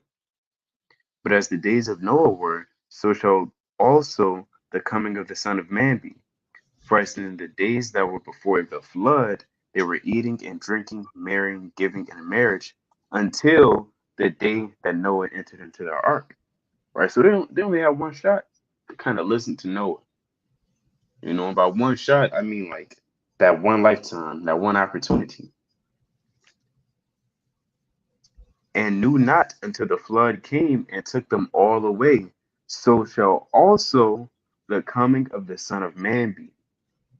And as brothers mentioned, I mean, everybody's grace is different. You can be taken out a little bit earlier before your house shall come. And that's scary. That's a scary thought alone, you know. And it also reads, then shall two be in the field, the one shall be taken and the other left. Two women shall be grinding at the mill, one shall be taken and the other left. Watch therefore, for ye know not what hour your Lord doth come. But know this, that if the good man of the house had known in what watch the thief would come, he would have watched and would not have suffered his house to be broken up. Therefore, be ye also ready, for in such an hour as ye think not the Son of Man cometh. So you gotta think in the same regards that you don't know when the Lord's coming. Therefore, it'll behoove you to always be prepared. Have that armor of faith, the sword, the shield. Have your whole suit, not your tuxedo suit, but have your whole armor ready, your armor set ready for when the Lord returns, even from day to day. Even back in that war, a lot of them, they didn't really take off their armor. They really take off their armor and relax when they got home. But when you're at war, you sleep with your sword. Right. You sleep with it. Are you sleeping with the precepts in your mind? You don't stop thinking about the precepts, when you lay down. You should always at least kind of meditate upon it. If not that, then the Lord in the kingdom. Always have the truth in mind, or else, hey, Satan see you. Satan see you not thinking about the precepts. Like, idle time. Gotcha. Next thing you know, you turn on your phone. It's 3 o'clock at night, and you just destroy your body. You destroyed your vessel, just broke it to pieces. Or you calling up that one woman, and then lo and behold, you're in her house, and then she broke you.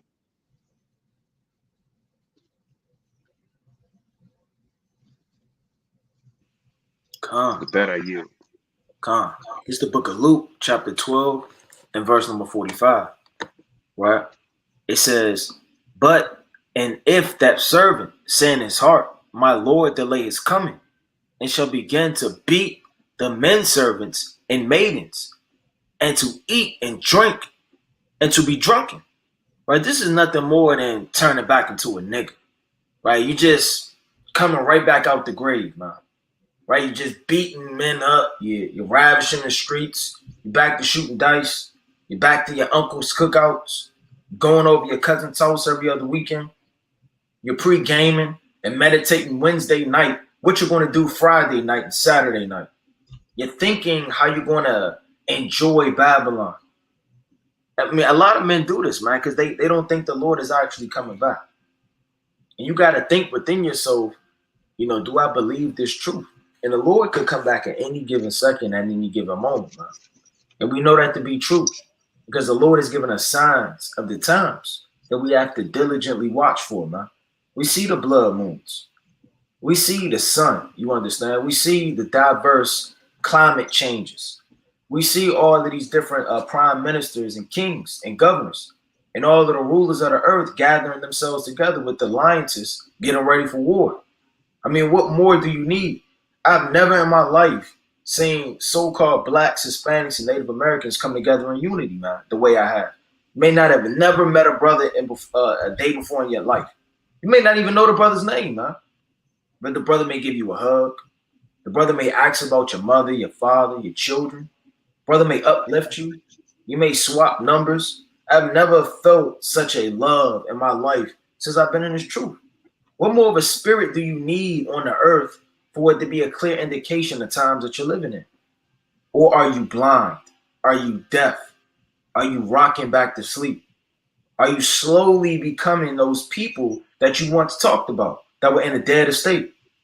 It says, the Lord of that servant will come in a day when he looketh not for him. And the Lord is going to strategize that right time and that right day to come and visit you, man. Don't think he's going to visit you on Passover. And you got your garment on, you're clean physically and somewhat spiritually, right? You're still dirty somewhat, but you're going to clean yourself to the best of your ability in a mortal body to present yourself before the Lord. And the Lord is going to visit you on Passover. You done marked your calendar. You've been fasting 4 weeks, 6 weeks ahead, getting yourself ready, been purging out your house physically and spiritually. No, the Lord's going to visit you in the midst of the darkness of the night, physically and spiritually, man. He's going to visit your body, making sure you don't have any wickedness in it. He's going to visit your spirit, make sure it doesn't have any guile. And if you're not ready and prepared, the Lord is going to sift you out. It says, and at an hour when he is not aware. So you could be watching for 23 hours out the day, but the 24th hour, the Lord got you. And in an hour which he is not aware, and he will cut him asunder and will appoint him his portion with the unbelievers. And that's the part that cut the most, because you'll get the same portion of death and the Lord looking down upon you as the whore in the streets, as the brother that was an atheist, as the brother that actually was into Egyptology, witchcraft. And he was doing sacrifices in his house to the spiritual demon Satan. And he had an image of Molech in his basement. If you fall away in this truth, you're going to get cut asunder just like those men. While they're weeping, they're wailing, they're looking up, and all the earth and all of the tribes are mourning, like you read about Revelation, the 1st chapter. That's going to be you. So you got to diligently ask yourself, am I in this truth or not? Go back to the roots, go back to the bases, go back to the milk, and get one thing that a lot of brothers may be losing in the last days, and that's the fear of the Lord, man. If you have that, you will always fare well. You'll always be okay, because you'll be scared to sin. You'll be scared to presumptuously make your own decisions. You'll be scared to go out the way without asking for counsel. You'll be scared to move in a prideful spirit. If you have the fear of the Lord, every decision, step, and mentality you think will always be fear. But if you're proud, if you're unbelieving, if you don't really have faith, and you're moving in your own desires and on your own path, you're going to be soon cut down, because you can't see that the path that you're on is dark because you didn't acquire the light. So, I mean, let me read this last point. It says, and that servant which knew his Lord's will and prepared not himself, neither did according to his will, shall be beaten with many stripes. So the Lord's going to have a higher judgment for you men that know this truth. And you can't duck off and play the fool, man, to the Lord. You know these precepts. You know what's required of you. You know all the Lord has told you and what he demands of you. It says, but he that knew not and did commit things worthy of stripes shall be beaten with few stripes. For unto whom so much is given, of him shall be much required. And to whom men have committed much, of them will they ask the more. So, I mean, you got to apply this precept, you brothers and sisters that can't stay off these lives, that can't stop reading, that can't stop fasting. Don't think the Lord isn't going to require much from you because you know much. You know what to do. You know what's required. You know the judgments. You know the precepts. So if you're not diligently keeping what's required of you, your punishment is going to be far the greater. Brothers, guys. Come. And I want to bring this out real quick. This is Hebrews chapter 10 and verse 22. It reads, let us draw near with a true heart and full assurance of faith, having our hearts sprinkled from an evil conscience and our bodies washed with pure water. Let us hold fast the profession of our faith without wavering, for he is faithful that promised. And let us consider one another to provoke unto love and to good works. So brothers have to hold fast their profession, to add to what brothers are saying. And what is our profession? Being a servant, first and foremost. Now you can say, okay, I'm a king, I'm a priest, I'm a man of the Lord, right? I'm I don't know, I'm a bishop, right? I'm a deacon, I'm a husband, I'm a father. These are professions. You have to hold fast your profession. You don't hold fast meaning you hold it tight to you, right? You see what that job or that profession requires of you, and you fulfill those requirements on a diligent basis that you don't lose that profession, right? Now it also reads, and let us consider one another to provoke unto love and to good works. We also have to provoke one another into good works, man. Right? We have to encourage each other. The Lord told Moses, encourage Joshua. How many times did the Most High tell Joshua, be thou strong and only courageous? You think he only told him that one time and he whispered it in his ear? And left? No, he told Joshua that over and over and over and over. You don't know what that did to his mind, man. He didn't have to tell that to Judas Maccabees. He didn't have to tell that to Gideon, man. He didn't have to tell that to Samson. Everything is not for everybody. The Lord told Joshua that because he saw something in Joshua, man. Right? And that exhortation and that encouraging by repetition by Moses and the men of the Lord, you don't know how that played a role on Joshua's boldness and valiantness and faith when it came to taking these other nations down. So the power of provoking a brother into good works and planting that seed and encouraging them plays a major role in Israel, man. So that's why we have to do videos like this. We have to put challenges out there, man. You know, brothers should really, write down 5 to 7 things that you can do better in this truth, man. Even the sisters, man. You can write 5 to 7 things that you can do better. And what plan of action you plan on taking to get it. Because the Lord said in Proverbs 24 and 27, right? Let me get this real quick. Proverbs 24 and 27. It reads, prepare thy work without and make it fit for thyself in the field, and afterward build thine house. Right? So that there's a step-by-step process that goes into building yourself up.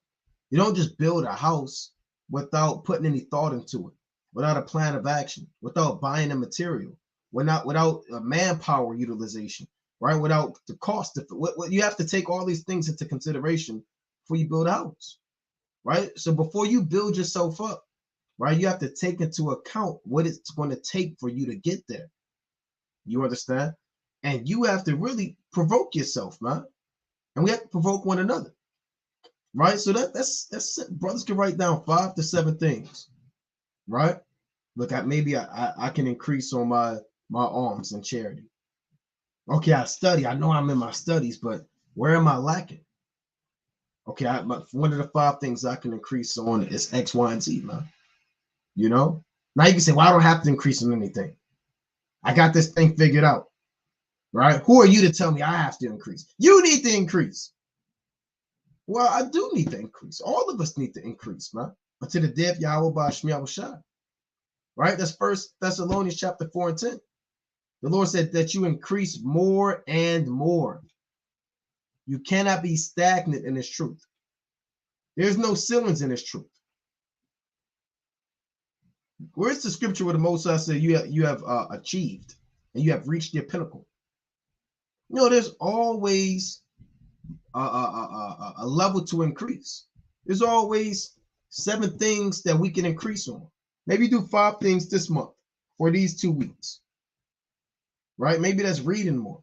Maybe that's being more kind to your family, man. Maybe that's studying more.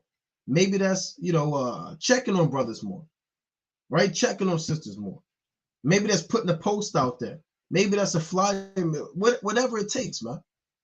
Brothers have to really push yourself, and not only that, we have to provoke one another to good works. Because in the world, you provoked each other to evil. Smoke, drink. Man, you just going to babysit that all day, man. Man, you've been sitting on 2 shots, man. Man, drink that, man. So you provoke each other to wickedness, man. Look at you coughing, right? Coughing, right? Look at this guy. Look. And then you provoking this guy unto evil, man. You know, we have to learn how to do these things in righteousness, man. Right? Because we all we got. You know? So we have to go over lessons like this, go into these precepts, go in these breakdowns. This is called exhortation. Let me get one more, and I'm gonna pass it. Right? Let me get this. I kind of talked about it, right? But this is the book of Deuteronomy, chapter 1 and 37. It reads, also, the Lord was angry with me for your sake, saying, thou also shalt not go in thither. So Moses said, the Lord was angry with me, told me that I can't go, right? But Joshua, the son of Nun, which standeth before thee, he shall go in thither. Encourage him, for he shall cause Israel to inherit it. So that's part of this truth too, man. Part of this truth is also encouraging one another to do better and to serve the Most High on a higher level, man. So again, we putting that out there, man. I'm gonna put that out there. Brothers can say what they want to say, right? But challenging Israel 5 to 7 things. 7. What you gonna say? You gonna say 7, right? 7 things you write down that you can increase on or do better in amongst Yahweh Basham Shai, serving the Lord, and amongst the brotherhood and your household, man. The brothers got it. Khan, I'm gonna bring out a closing precept unless brothers got any last points or precepts they wanted to bring out through the spirit. Khan. You got anything you already done? La- Okay, Khan. It's the book of Revelation, chapter 3 and verse number 2. It says, be watchful and strengthen the things which remain that are ready to die, for I have not found our works perfect before God. So no matter how on fire you are and diligent, the Lord still finds things that you can work on. Because the Lord's eyes are 10,000 times brighter than the sun. So what you think is clean, the Lord is looking at as filthy. What you think is fervent in the spirit, the Lord is maybe looking at it as is lacking in many points. What you may feel like you just learned, the Lord may be looking at it like you should have been learned that 2 years ago. You're just now getting to this information. You're just now studying about this man. You're just now going into the Hebrew. So don't ever think that you've obtained anything or that you're already at the finish line. It says, remember therefore how thou hast received and heard, and hold fast and repent. If therefore thou shalt not watch, I will come unto thee as a thief, and thou shalt not know what hour I will come upon thee. So if you're not watching, the Lord's going to visit you like a thief in the night and blow your candlestick out. So Most High willing, everybody was edified, and you continue to read, pray, and fast, and hold yourself diligent, and have integrity in the truth. When nobody's watching, the Most High is watching. The angels are watching. When the videos aren't on, the precepts should be flowing in your head. Have integrity. A man without any integrity is nothing more, than a rat, man, and a creepy thing in the dark, just creeping around and slithering around when nobody knows what he's up to and what he's doing. Have integrity. Have some type of honor about yourself as a king. Know yourself. And you should beat yourself up that you even do the things that you do. You should feel bad that you're seeing the things that you're doing.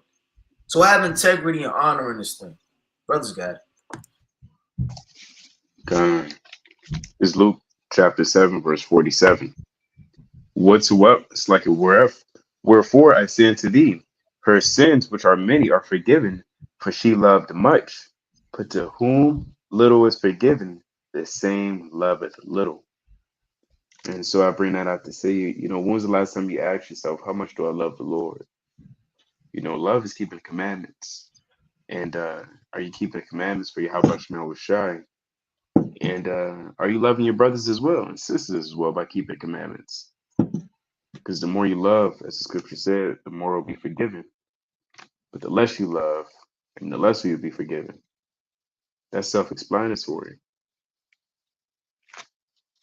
And I think about that almost every day. Because you really do have to love the Lord sincerely and follow him after your heart, like I said in Deuteronomy 6:4. You have to love him sincerely, not just because, I just want wisdom. That's why I love the Lord. No, you got to do it out of sincerity. I just want wisdom. That's all. Once I get that from him, then I'm good. No, you got to love him sincerely because he's your father. That's how I have to think of it. If your earthly father told you to do something, you're going to do it out of sincerity. So, oh, yeah, that's my father. He watched over me, gave me wisdom, knowledge, understanding. He provided me for this and the third, gave me righteous counsel and advice. I respect my father, kind. So that's how you should treat your heavenly father. If he told you to do something, you got to make haste and do it. And remember, he speaks to you through this word. So if you say, hey, be not thou slack, and you slack, you're not listening to your father. You're not loving him. Therefore, a lot of your sins won't be forgiven. And you're wondering why you're catching more hell than blessings. That I yield. You on mute. Salakia. Khan, right? This is the classic. This is the book of Revelation, chapter 22 and verse 12. It reads, and behold, I come quickly, and my reward is with me to give every man according as his work shall be. So every man is going to be judged according to their actions, according to the work of the Lord. And work, like we always say, work is manifold, right? Work is going to camp. That's part of doing the work, right? We get it. But that's not all of the work, right? Work is arms. Tobit didn't go to camp. Where's the account of Tobit going to camp and shaking a hand? It's not Tobit one of the elect. Is Tobit's name not written in heaven? Or what's the kind of Daniel going to camp all day? Is Daniel's name not written in heaven? Is he not one of the most righteous men? A man be greatly beloved by the Most High God, right? So don't think that just going out in the highways and byways is 100% of doing the work. Look at your forefathers. Look at the works that they did. Tobit was in arms, right? Into arms, into burying his own brothers, right? Daniel was full of faith, fled idolatry, did not fear the face of the king, and served Yahweh Bashmiel Shai, man, even in the lion's den.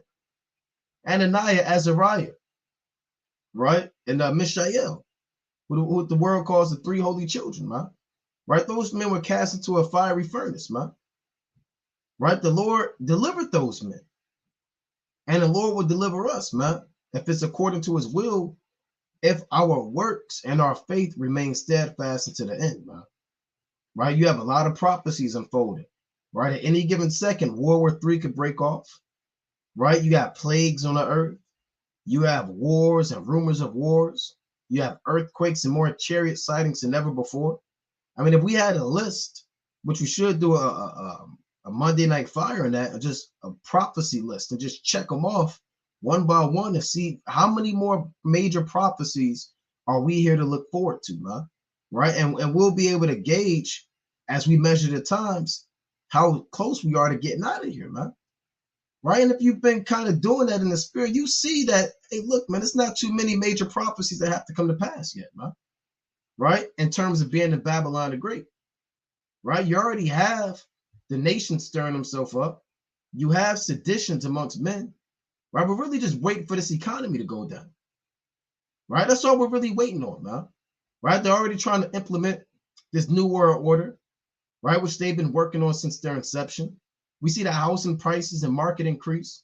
We see America's debt skyrocketing. We see the provocation that the Lord is setting up as America sends millions of dollars to Taiwan to provoke war with China on one front and another proxy war with Ukraine and Russia on another front, man.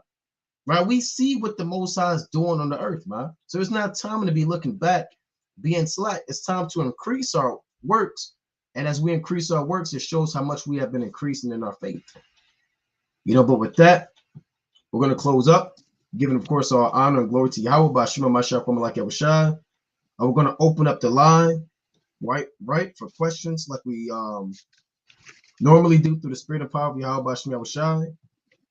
The number you could call in for those who do have questions is right there on the live chat, 213-603-9096.